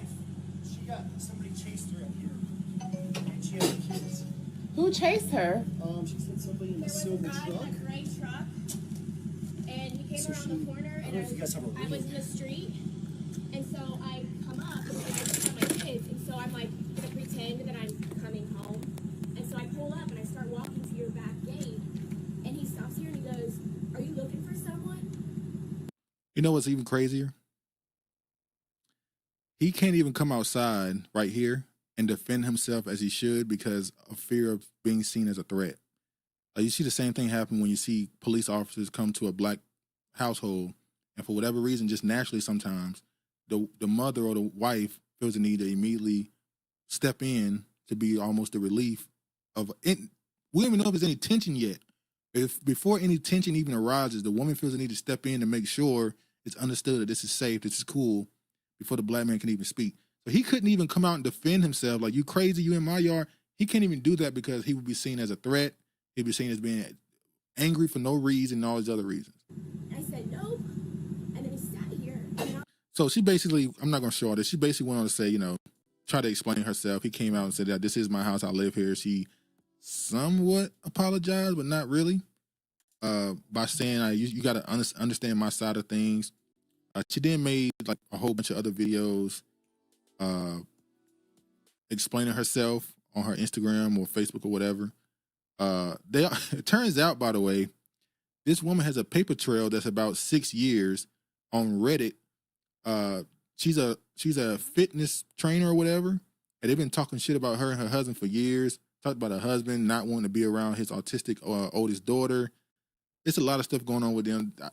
I didn't even know they had a following. So this is just, I don't know, maybe she did this because she thought it was going to lead to her getting attraction and attention, and it worked. I don't know. Regina said this is a crazy Karen story. Also, it's funny how this lady feared for her life when her children were with her, but she brought to the stranger's door. Exactly. She ran to the neighbor's door, said she didn't really call the cops, but she did, call the sheriff. It could have went left in reality. Her calling the police and him being in his own yard. It could have came up. He could have been saying, this is my house, man. Leave me alone. Next thing you know, could have went left. So shout out to him and his wife. Hopefully things are cool for them. I don't know what more they can do with this. It kind of is over at this point, but watch your neighbor, man. But another thing, this is a very, very well upscale neighborhood. This is what happened when you move around people that don't want you around. Even though she said she thought it was a white dude in the car when he pulled up. Because her husband asked her, is he black? Because he said it's a black family that lives in that house. And she kept saying, no, I think he's white. So she may be telling the truth. I don't know. Anyway. Let's get to this story right here.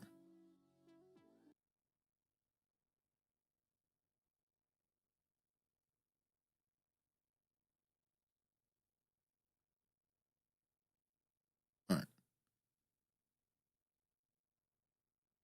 I didn't make one for it. My bad.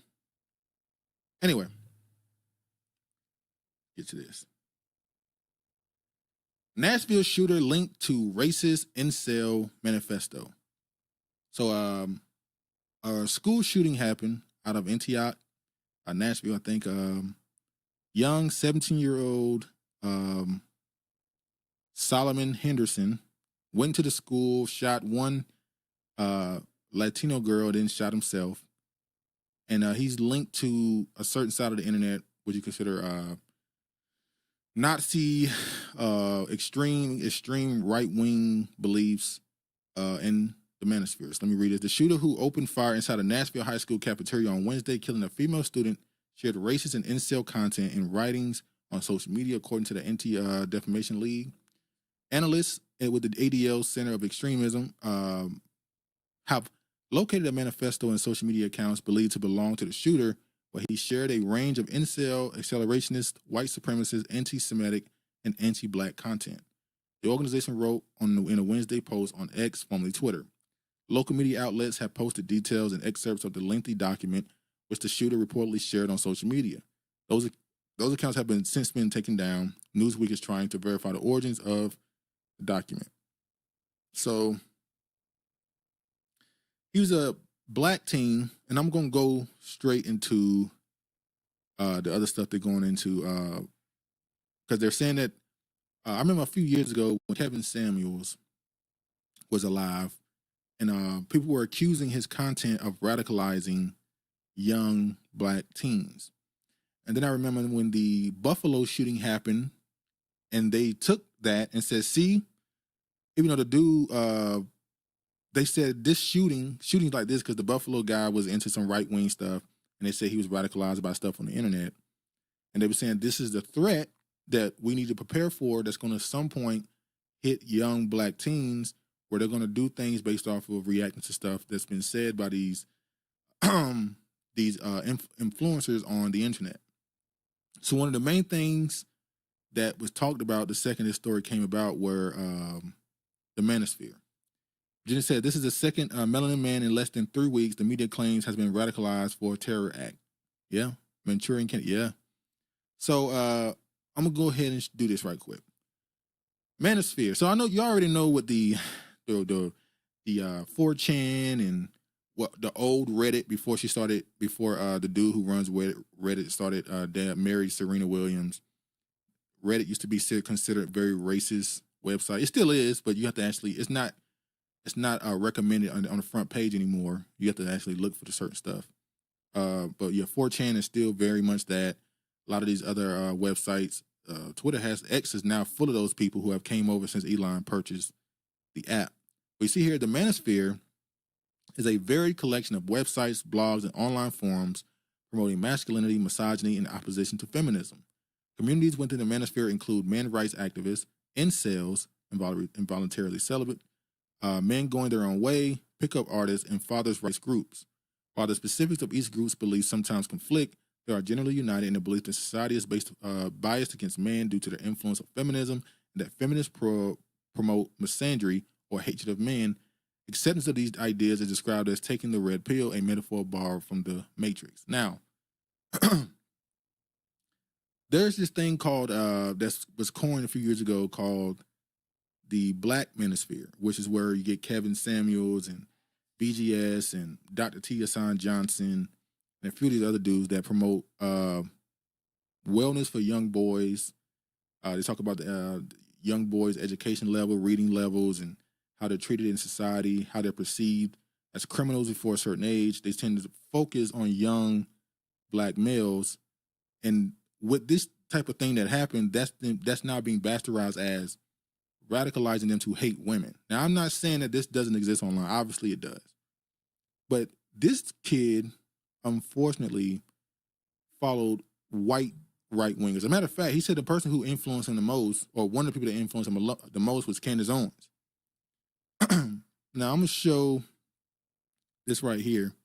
And these are the people in front of a movement that he ended up getting caught into. My heart goes out to all of you. You know, I'm kind of thinking we should bring the Nazi salute back, because the people we've been arguing with for the last 4 years have no interest in objective truth.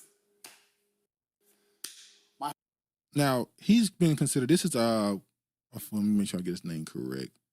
This is Andrew Tate. Andrew Tate took off right after Kevin Samuels passed and became sort of a voice for those young men who are looking for a way to be trained almost to become a man. They want to influence. They want someone to be a mentor to them. His father, Andrew Tate, is actually a black man, but you wouldn't know that based off of his content because he's milking that Trump audience. He's milking that right-wing audience. So same thing that Kanye West did. Remember when Kanye West came out with the White Lives Matter and all that other stuff? He was grifting them because they pay money. That's why when Diddy was in the DMs arguing with Kanye about his support for Trump and what he said about White Lives Matter, he said, "Leave me alone. Stop messing with my effing money. This is about money." You know, Virginia says, Barron, Trump, now Andrew Tate, all those hand signs. Yeah. And then you have this. Andrew Tate, meet the misogynist manosphere influencers proliferating across social media. Now, the main people that I would bring for I'm not going to read this whole thing. Fresh and Fit are another group. I think one is Arab or East African, should I say, and the other is Haitian. And they get on social media and they talk a certain way about black people because, once again, there's that white audience that's willing to pay them to say certain things and be, quote unquote, based, as they call it, when you just, quote unquote, speak harsh truth, as they call it. And Aiden Ross, as you see, is right there. I forgot the girl name. She was around for a little Pearl something. She was somebody who I was kind of annoyed with, that you had a lot of these black content creators allowing her into space to talk about relationships, really to critique black women. I thought that was just a dumb move they did, and then look how it turned out. Virginia says, Fresh and Fit didn't one of them recently get married? I don't keep up with it. I'm not sure. I would imagine if one got married, it would have to be the Haitian guy, because he got a prostitute pregnant, and she dropped the phone call of how he was trying to convince her to get an abortion, and he kind of failed. He says they are idiots. Yeah. So all these people are here to make money, but unfortunately their audience think they're giving real sound life advice, which is going to lead us to bring back to this Solomon Henderson kid. I want to show y'all some of the things that he said in his manifesto. I don't know if I can show it. I'm just going to read it. I'm not going to show it. I don't know what, because Google is the one that's going around striking people for showing it on social media.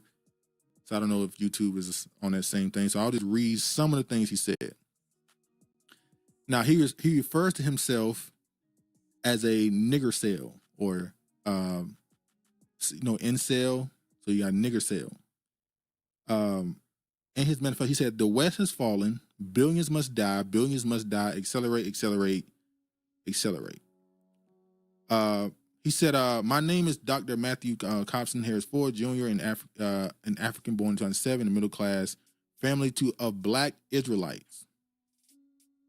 My ancestors were enslaved about 25 miles from where I fled from grad school to the north to avoid racism. They fled the same path of Oxford North. Yeah. We can move past all that stuff. He basically gave his history. Now, I've seen a lot of people saying that he was a white supremacist. He was a defeatist. And a lot of these teachings, whether it's that Hotep or the Israelite thing, a lot of those teachings revolve around the idea that in order for black people to come together, they need to have extreme suffering come upon them to force it. So the only way you're going to get black people to truly get together and work and unify to go towards something is if you take every other thing away from them and put them in complete suffering to make them do it, a la slavery, Jim Crow. So you'll hear a lot of these people say, we need to go back to slavery, we need to go back to Jim Crow, because they're talking extreme in a way to say that we need to be forced to work with each other. Now, in his manifesto, he went on to say that the reason why he is radicalized is because he doesn't fit the culture. You know, he's not a thug, he's not a gang member, he's not into certain things, so he doesn't fit into what's considered culture for black people. Once again, the idea is that because he's quantified one thing to be blackness, which is something that a lot of our media is guilty of, he's fell into a hole of believing that if he doesn't fit that, then he's the opposite of everybody else. I want to show one thing in particular. Hold on.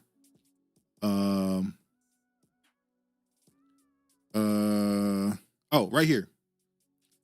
He asked himself, thoughts on Europeans. He said, I think they need to be protected because they are conquerors, inventors, and revolutionary thinkers. I am fascinated with them as a whole and their history, but I'm not going to say that word, the Jews subverting them, they might not exist anymore. Then he went on to talk about black people, how much he hate them. This goes into the lack of racial pride and self-esteem. Well, I'm pretty sure he's been told how downtrodden black people are and haven't been told much about their successes and triumphs. So he has a very negative view, obviously. And then right here he says, is there a particular group of people that radicalize you the most? He says, Candace Owens, Ethan Ralph, Nick Fuentes, Turkey from Turkey Time, Rob Sim, Mr. Beast, Cops and Talks, Wayne, Larry Bright, Destiny, Hassan, Parker, all these other people. To expand on this, Candace Owens has influenced me above all. Each time she spoke, I was stunned by her insights and her own views. Helped push me further and further into the belief of violence over the Jewish question, along with Turkey Time and Ruben Sim pushing me to the alt-right pipelines. Virginia says, perhaps what's in our best interest is to revisit and learn from the era before Reconstruction. Well, in this, he was asked the question about, are you a white supremacist? He asked himself this question in his manifesto, and he said, are you an idiot? No. He was saying that he would be a black supremacist if black people weren't morons and knew how to stick together, which again goes to my belief that he unfortunately, whatever he watched, he was a defeatist. He thought there was no point, it's over. Black people have no way to go forward because we're just incapable. Which is why I always say you have to have two opinions about black people. One, that what we're going through is spiritual, or that black people are completely incapable of building. Because the way it looks, it's pretty extreme. So all this to say that when people point out his beliefs, and matter of fact, the same thing happened. Remember the New York subway shooter, the black dude. We show his videos. He was on here talking about black people need to go back into slavery, but he was talking crazy. He was in the military. He says that the military hospital did something to him. I forgot his name. The shooter from New York in the subway.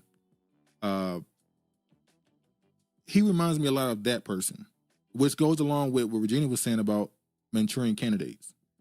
Because keep in mind, this young man was a part of JRTC, which is obviously a military program in high school to prepare you for joining the military. So, yeah. Let me show.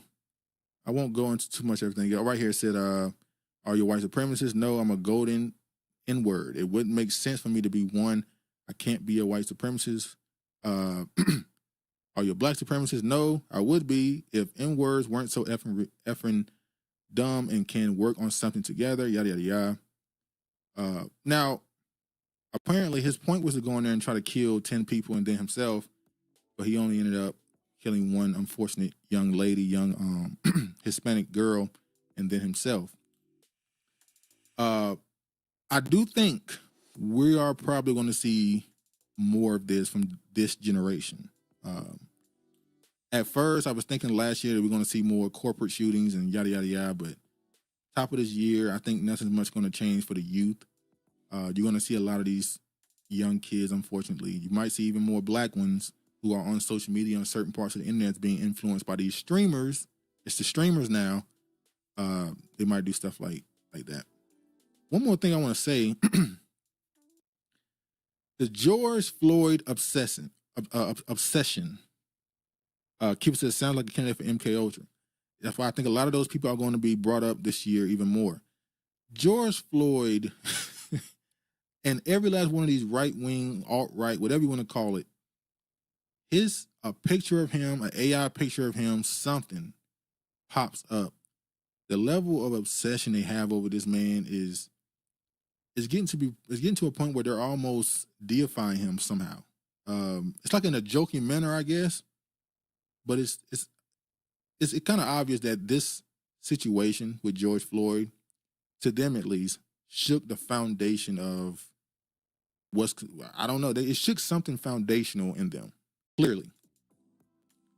Let me show some more. Let me see. I can show this. This is him. And this right here is another example. He was just an awkward kid.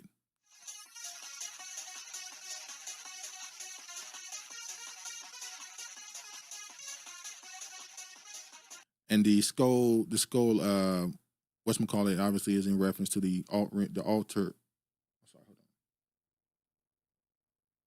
extreme right-wing belief, the white supremacists, Proud Boys, all that type of stuff. And then I want to show this last thing of this. Yeah, he was an awkward kid, as you can see. And I don't want to tie it to it, but it's something that got to be acknowledged, which is some of these platforms push extreme degradation, and that you have people in their young developing years taking on hours and hours of this content, and they can create a person like this. All they see is death and certain talks about black people, and they join these platforms and they just read all this content and watch all this content, and this is kind of what it creates. Take a knife and drain your life. If you got a wrist, you gotta ice it. If you do this, and you're the nicest. We'll say this, though.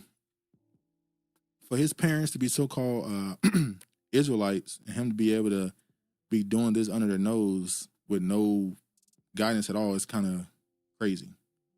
There's just no way you're in a household that's supposed to be teaching black liberation and greatness, and your son is in here hating his own race and skin color. It's crazy. But prayers to all those involved.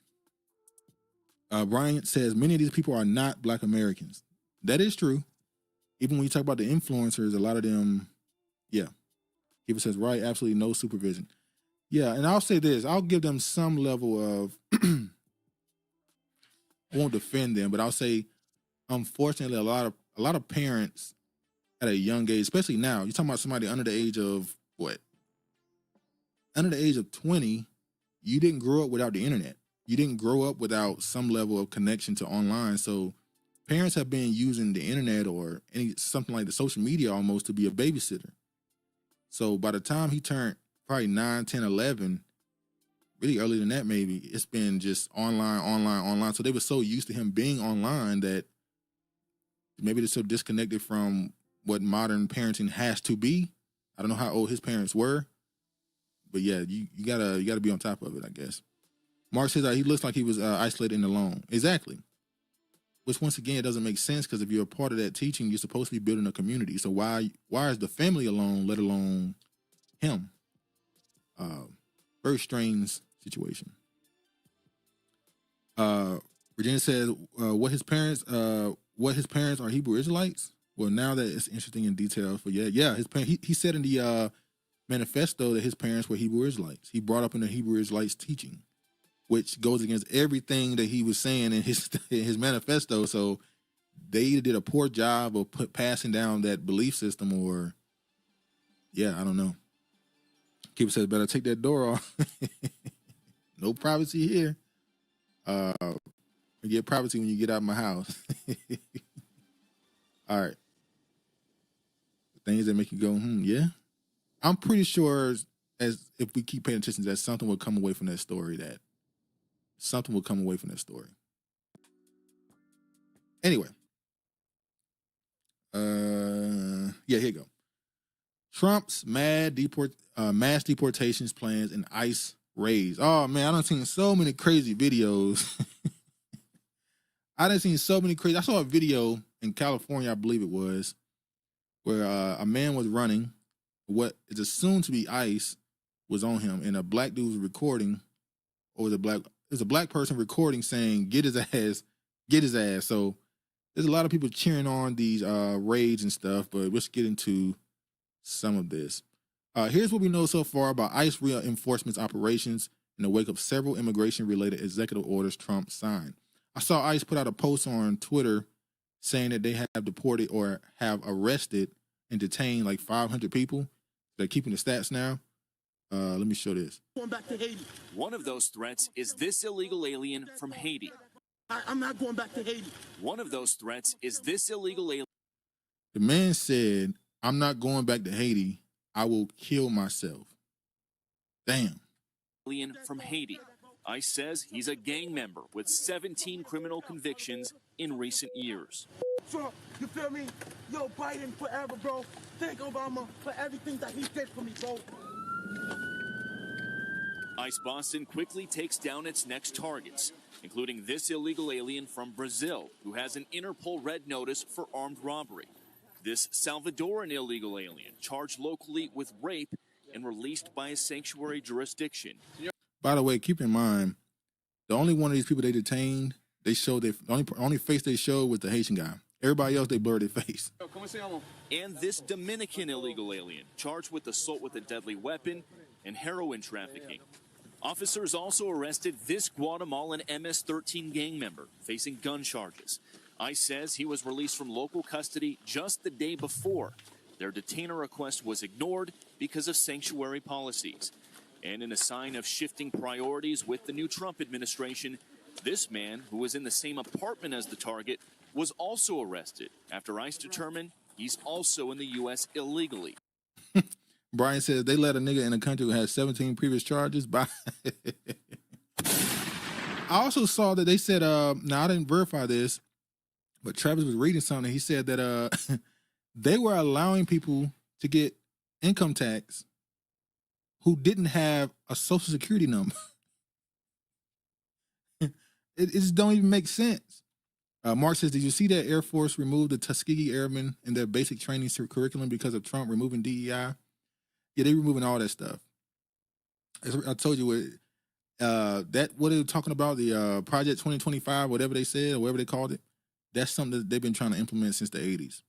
They're just trying to bring back racial pride, get rid of the teachings of what this country did to people to bring down their loyalty. They're trying to raise up the nationalistic pride of their country because people ain't want to join the military. People talk bad about America left and right. Yeah.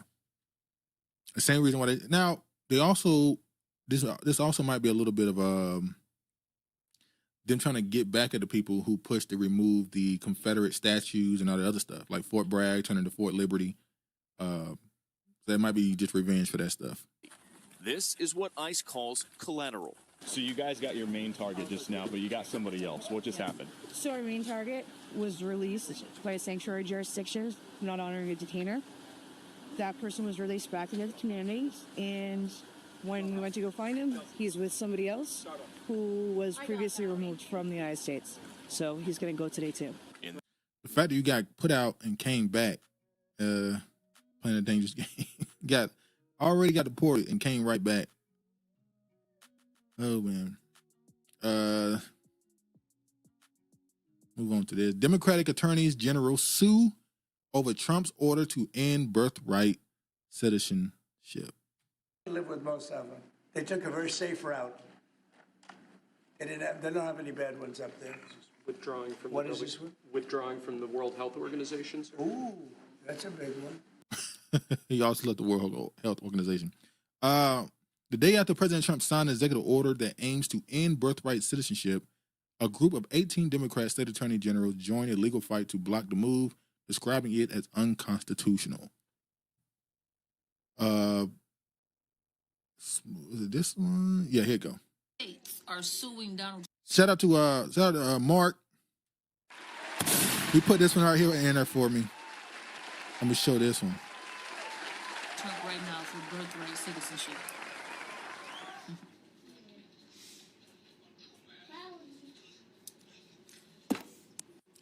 Let me tell you what that sounds like to me in my brain. Some bullshit, right? That sounds like to me when I break it down. If I come in your house at 9 months pregnant and have my baby in the middle of your flow, I get rights to your house. Basically, that's what the fuck birthright citizenship is. I had my baby in the middle of your living room, so I know you own this house, but I got parts of your house too now. My baby is a part of owning your home because I had her in the middle of your living room flow. That's what the fuck birthright citizenship sound like to me. It should have never been a thing. Your mama here illegally, your daddy here illegally, and because she waddled her fat ass over here and thought she would give birth to you here, now y'all all just citizens.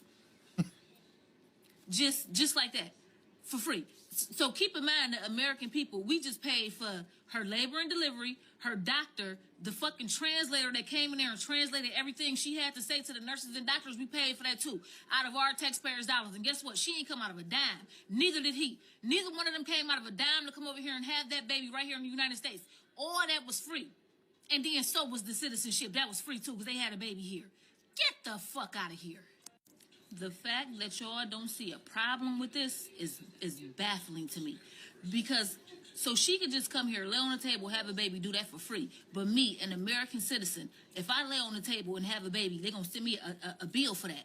They're going to send me a bill for that. And 6 weeks after I give birth to that baby, they're going to expect for me to get my American ass back up and go back to work and work for that child, to provide for that child, correct? But they can come here out of nowhere and y'all give them free Visa cards, free housing, the kids go to school for free. Everything is free. Everything is given to them because they crossed over here through a motherfucking gate. But I was born here. All my kids were born here, and everything I do is taxed. I gotta pay for every motherfucking thing. I gotta work to the bottom of my motherfucking bone for everything I have, and they supposed to just get what the fuck they want because they came over here on a boat. Get the fuck out of here. Just said she ain't lying. Yeah, she went on for 4 minutes. She was cooking. Shout out to her. Let me show this one now. There's a lot of reactions to Trump getting in office. I've seen a lot of people removing their flags from their social media posts. A lot of stuff changing. A lot of people understand the concept of me being Nigerian biologically, Dominican by association, and Jamaican for fun. Like, it's really not that hard to comprehend. Like, my mom and dad are Nigerian. I lived in Nigeria, so I'm Nigerian. Pero like a lot of my oomphs are Dominican. Like, I'm talking Mangu, like, y ahora está mamando, like. So, therefore, I'm Dominican by association. And when it's time to have that key, when it's time to say bumbleclots after eating a piece of oxtail, I'm Jamaican. Identity crisis. Like, it's really not that... What they call it, I brought it up before, third culture people. Hard to fucking understand. Like, that's really my big three. You bitches don't get it. I don't expect you bitches to get it, though, because y'all never got it. Y'all never will get it. Y'all... All right, let's move on. All right. Baltimore will not change immigration policies, Scott says, despite arrest threats. Brian says, she's pretty and she sounds confusing. What? Brian said, go back to this Nigeria, Jamaica thing. Oh, man. So, obviously, with the ICE situation, a lot of these people are coming out in defense of the migrants or whatever. Baltimore will not interfere with federal agencies carrying out President Donald Trump's sweeping immigration deportation plans, but the city also won't go above and beyond to help those agencies, Mayor Brian Scott said Wednesday. Scott, making his first public appearance since Trump was inaugurated on Monday, said he hasn't issued any new directive to the city employees in regard to immigration policies. Police officers and city agencies do not ask Baltimore residents their immigration status as part of their routine procedure, which has been a standing policy in our city. Our approach will not change. Scott said we are watching what the administration actually does, not just what they say. Let me play this. What I do find interesting is that when This is the mayor of Chicago. 30,000 Ukrainians sought asylum here in the city of Chicago, nobody said a mumbling word. But all of a sudden, indigenous people who are trying to get to a land that was robbed from them through colonization, they want me as a black man to be mad at them? You gotta be out of your freaking mind. I walk through the valley of the... Nah, buddy. Now, he says that, but this is in Florida. This is a representative in Florida. I'm urging Homeland Security to protect Cubans awaiting legal status adjustment through the Cuban Adjustment Act. We must also protect the Venezuelans and Nicaraguans without, I can't even say that one. That country always messed me up. Without a criminal record going through the asylum process. Don't penalize them for Biden screw-ups. You know who she didn't mention? Who's deep in Florida? Haitians. She didn't mention none about Haitians. Jamaicans, none of them. But y'all want to defend them and keep them in the country. Now, let me play this one. Gosh, I really don't even know how to say this because no words can really express the appreciation I have for the Black community right now. Thank you so much from the bottom of my heart. And I know I'm speaking on behalf of many Mexicans right now. You guys, if you guys don't know, they're coming into our schools and they're taking our children. That way, when the parents come up to pick up the kids, they deport them. The Black community, guys, Black women teachers, that's all I've seen so far, Black women teachers. I'm sure there's some Black male teachers, but Black women teachers are saying they're willing to fight for our kids. I don't think you understand what that means. I don't think you understand what level of sacrifice that is. We all know through history. Brian said, nah, we're not saving y'all.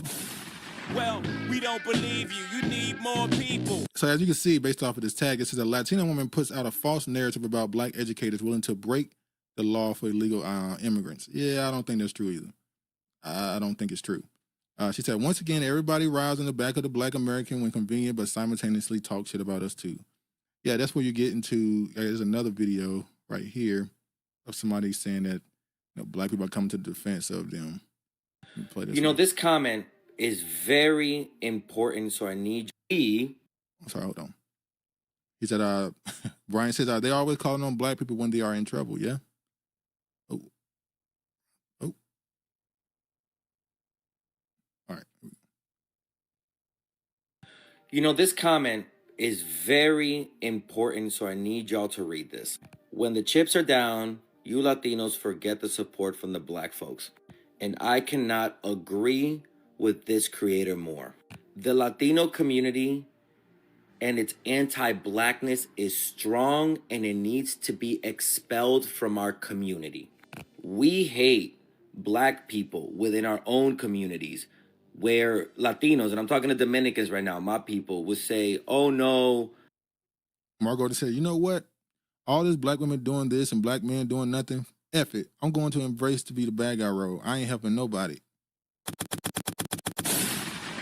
I said a while ago that at some point when you're trying to be a leader, you have to be okay with being the villain. You got to be the villain. Because they want you to be the villain. So give them what they want. Latino community and its anti-Black.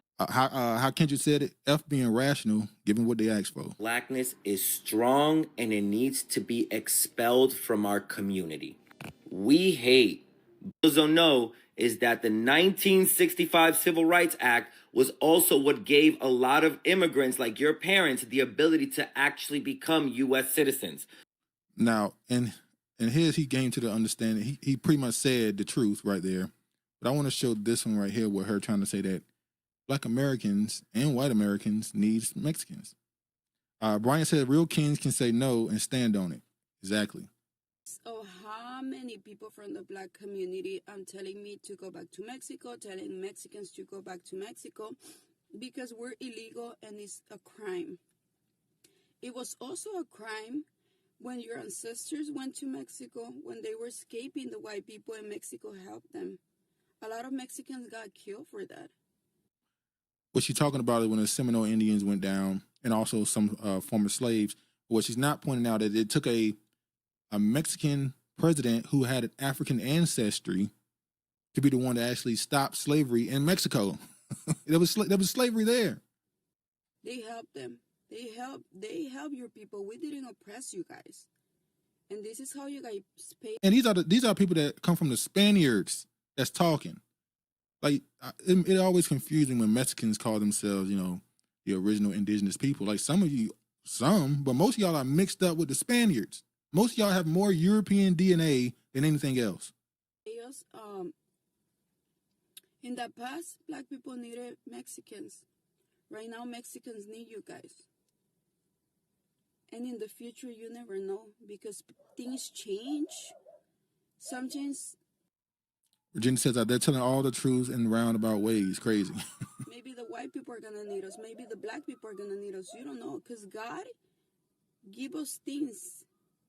Give us things. So he can take them away. No more locked doors. Mark Gordon says that she ignores that there were organizations that clearly were against us during the civil rights movement. Man, a bunch of the Mexican organization leaders were literally saying that is a black problem. We don't deal with black issues. We worried about our own problems. They were for decades, trying to make sure they were considered white. And I'm gonna show the video again when they decided to change course.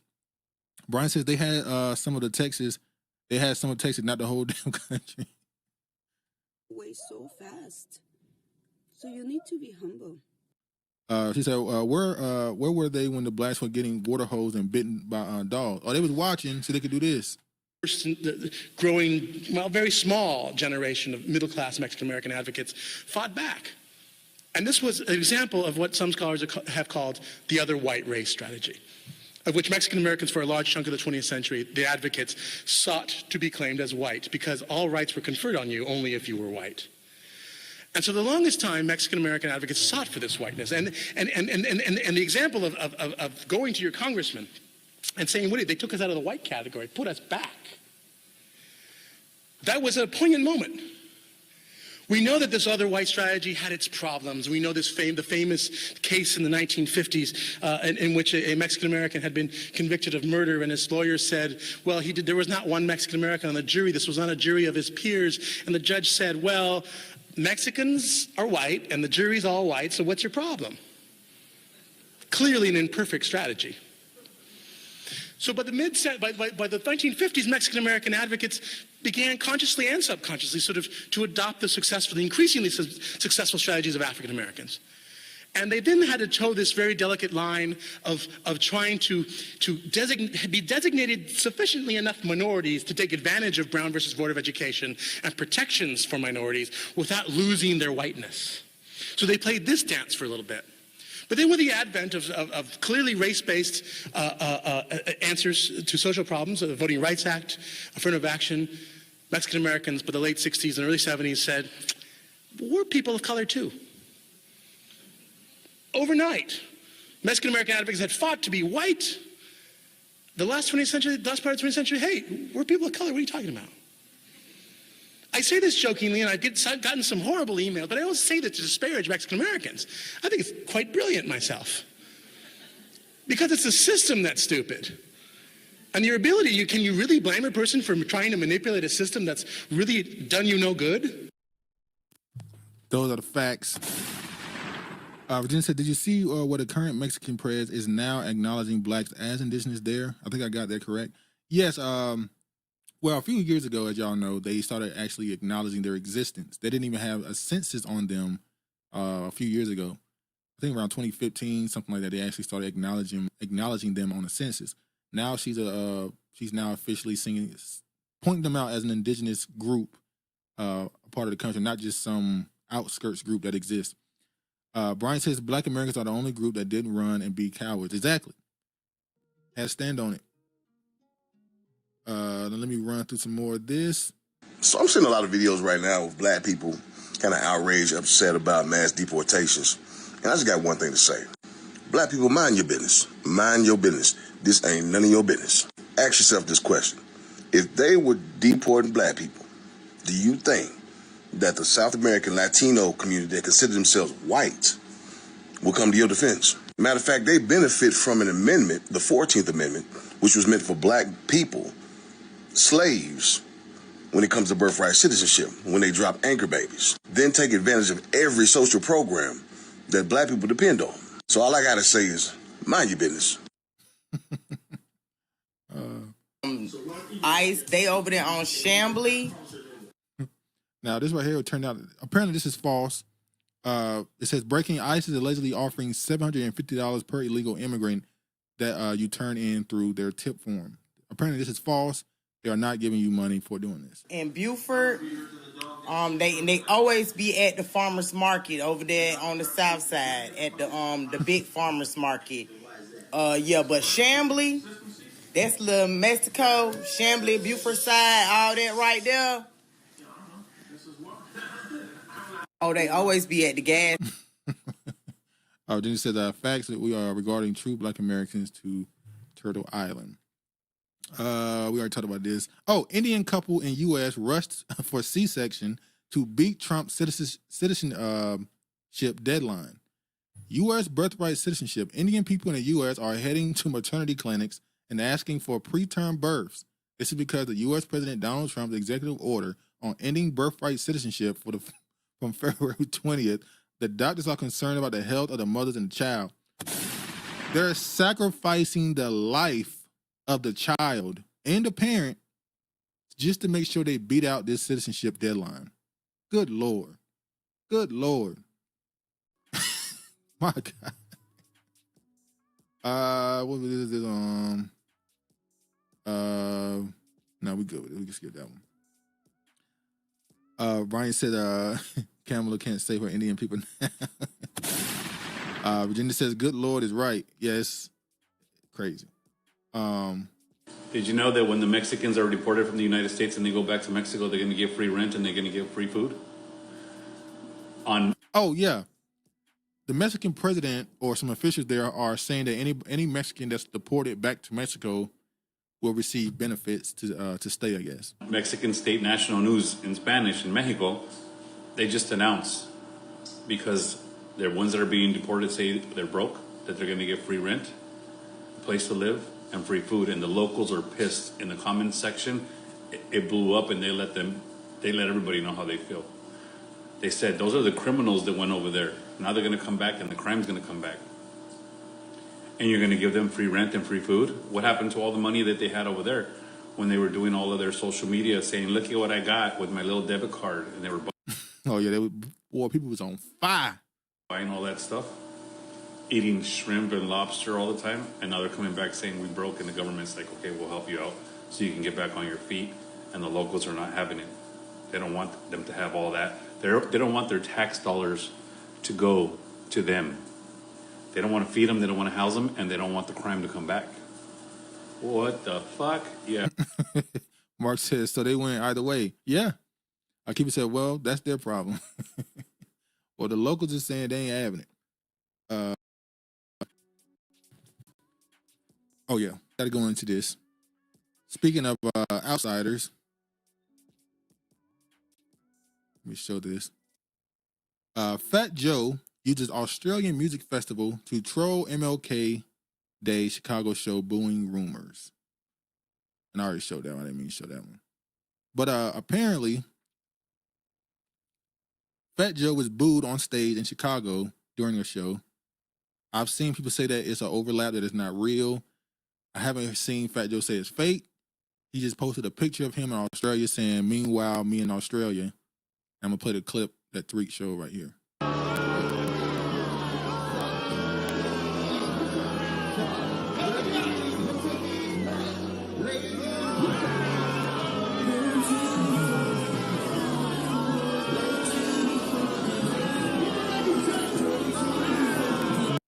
don't know if it's real. Those boos seem kind of repetitive, like it's looping, but I don't know. But his response was meanwhile in Australia and performing. The festival featured appearances as artists Jeremiah, Ray J, Bobby Valentino, and more. In the follow-up post he shared on his page, Fat Joe posted another pair of clips from the festival along with another caption suggesting his appeal has not waned. Australia tour was incredible. I'm worldwide everywhere I go now. Additionally, a quick glance at Fat Joe's personal page, which is linked to his Instagram profile, confirmed his last live show date was sometime in October 2024. Could it be that Fat Joe's recent unsavory remarks about foundational Black Americans being a bunch of broke niggas could be the source of what is either a major hoax or a heckling incident akin to Hulk Hogan's at WWE in LA earlier this month? I guess we'll have to wait and see. Also, Melly Mel, y'all see the flip-flop that Melly Mel made? Where he came out and defended Fat Joe, saying that, you know, hip-hop culture is Bronx culture. Well, you got another legend that's got this to say. Grand Rising people, kings and queens, Grand Rising. Wow. You know, I wake up to hear all of this stuff. It's ridiculous. You know, the amount of people that are changing their stories now is ridiculous. You know, it's really ridiculous. And you have to look at it and say, well, if they're changing their story and they're going with the narrative, all they're doing and what they've been doing is trying to be with the in crowd. That's it. They're trying to be with the in crowd. And if they're going against the in crowd, it's because someone's paying them. That's number one. Someone's paying them. And they'll rather take money instead of integrity.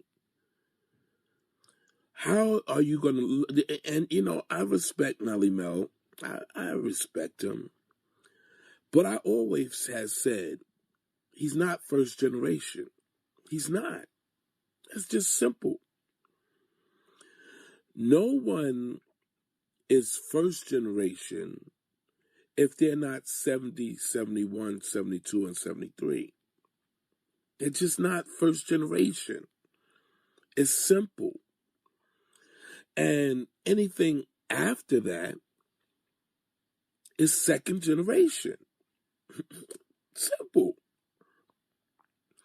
Simple mathematics. Simple.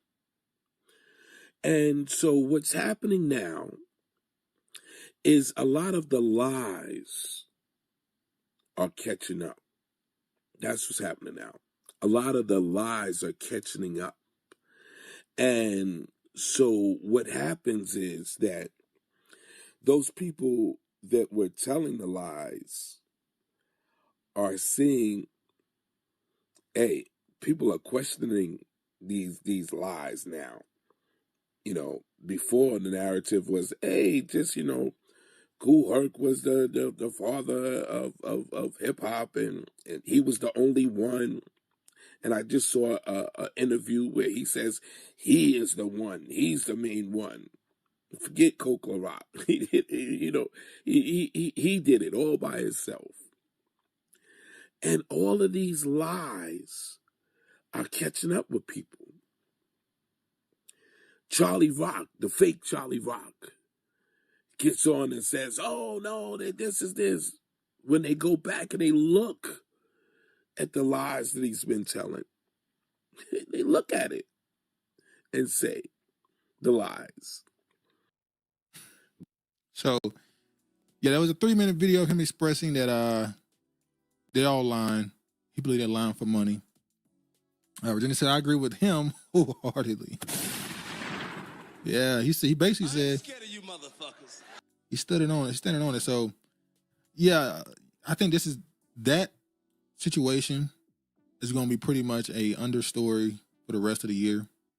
It started 2 years ago, but it's going to continue to be a story that snowballs and grows, and it's going to create lines and separation where you're going to have people that say this is the truth and that's the truth, and at some point, you know, hopefully, the real truth will come to the forefront. All right, let's go to the last story we have. Kelis reportedly buys a farm to cultivate her own produce. Now, this was like a year or two ago. She has a farm in California, and then she purchased one in Kenya after her summer fling with Bill Murray. I'm sorry, I had to bring it up because it looked like she made a little play to get some money and then use the money to go flip it to a farm. But anyway, so she's in Kenya with a farm, but she has now a lot of backlash because they're saying that she should not own that land. It shouldn't be for sale or whatever. Let me read this. Singer Kelis faces backlash over alleged encroachment on wildlife land in Kenya. So she has a farm. She's on video on Instagram. She posted a video of her standing on the farm with a fence, electric fence, where she was saying how you need this electric fence to protect your land from the animals coming in and yada, yada, yada. And they saying that basically you're not supposed to have that. You're harming animals by putting a fence around the property, stopping them from moving freely. So after posting about the progress of her farm, American R&B star Kelis Rogers, by the way, I saw somebody say on social media that she's always referred to herself as Puerto Rican and Chinese or something. I can't remember the other ethnicity. But now they said the last couple of months she's posted her father a few months ago on her Instagram showing that he is Black American. So I wonder what the shift was. So anyway, popularly known as Kelis, has attracted criticism from concerned Kenyans who claim she is encroaching on wildlife land. The milkshake hitmaker shared a video on Instagram explaining the importance of fencing the area to keep wildlife, including elephants, out. Nothing more important than a good fence. I will be farming, and this solar-powered fence will keep the crop safe. It's all done by hand. Read a caption accompanying the video. Kelis has continued to express her affection for Kenyan months after her first visit to the country when she was spotted attempting to cross a busy street in Nairobi's CBD. An avid farmer, Kelis first shared a video of herself in Kenya back in January. Since then, she has toured various parts of the country and met prominent personalities. However, Kelis has defended her actions, addressing concerns raised in the comments section of her post. So that's the post. That's what they were saying back and forth to her, angry. And her Americanness came up. People said, but it's okay if China can do it. Man, I got something for y'all. Shout out to Mark. Mark, I already got this, but he saw this too. This right here is another post. She is illegally bought land that's part of Kenyan Game Reserve, which is only for indigenous nomadic tribes to live in. And I'm growing businesses, and people probably think I'm crazy, but I guarantee you guys, this is the most beautiful, and quite frankly, it's the best decision I've made. I'm a pioneer. This is what I do. I'm here. I'm loving it. And just keep watching. So they on her ass. Let me show this one. This is what this woman here had to say. She said, Black Americans, this is a woman who's Kenyan, if I'm not mistaken. Black Americans, if I should see right here, educator, writer, poet, because a lot of them be saying that they from somewhere, but they just trying to find a way to talk about Black Americans. Anyway, Black Americans fighting for Kelis' right to liaise with a corrupt regime and encroach on National Reserve land because there are Africans too entitled to the homeland is sending me. The group of people cannot see the marginalization of the groups aside from themselves. So this became a critique on Black Americans. Don't know how it turned into that. It's just one person that owns the farm y'all don't want to own. Why are you bringing other people into it? But then I found this. Kenyans of Asian descent become nation's 44th tribe. Kenyans of South Asian descent, commonly referred to as Muindis in Kenya, are now the country's 44th tribe. Kenya's acting Minister of Interior made an announcement July 21st on behalf of Kenya's president. Now, this was back in, I think it's 2017. I'm sorry. It's been almost 10 years. Now you are a part of a parcel of us formality. You are a part of the parcel of Kenya's great family, and we expect that we will continue this integration in all spheres of life, social, cultural, economic, and actually even in terms of participation in government and government processes. India started coming to East Africa in the 17th century. Colonial rule then expanded business and employment needs, including service in the British Army in East Africa and the construction of the Kenyan-Ugandan Railway. So they've made these Asians a flat-out indigenous tribe to the country now. They are equal status to the rest of the people in the country, to the indigenous people. which is funny. Okay, in the majority of these Asian countries, particularly China, you have to go through hell to attempt to become a citizen of China. If I'm not mistaken, 99% of citizens of China are Chinese, if I'm not mistaken. The only person I've seen consistently actually get citizenship in China was Marbury. I think that's his name. The basketball, Stephon Marbury. He won like 4 championships over there. He's like their Michael Jordan, a black dude from America. He became their Michael Jordan. They made him a citizen like a few years ago. Nowhere over there would they let you become as the same status as their indigenous people, but of course, y'all would do that. But then it's a problem when you got an American coming over buying land that was sold to them. And now you're saying that there's a dispute about who owns the land, who should be able to purchase it. Only indigenous should be able to purchase it. So everybody can buy it except for this one group. All right, let me show this last video. If I'm not mistaken, I think this was in Nigeria. My name is Dr. Kimberly Ellen Stark. I am from Chicago, Illinois, from the United States of America. And I'm here today on the grounds of that everything that I've worked so hard for, even from America to Nigeria. And as I love this country and I fell in love with this country, I chose to invest here. And as I saw today, before there were gates, as you can see behind us. Now, as I come here today, I can see most of my dream and so many of our investments crumbled and shattered. I bought more than 6 plots, and I intend to buy more. But how can I trust the fact that the more I invest is not protected because of what's going on here? And what we are appealing today, and me as an American from Chicago, Illinois, I'm speaking directly in the camera.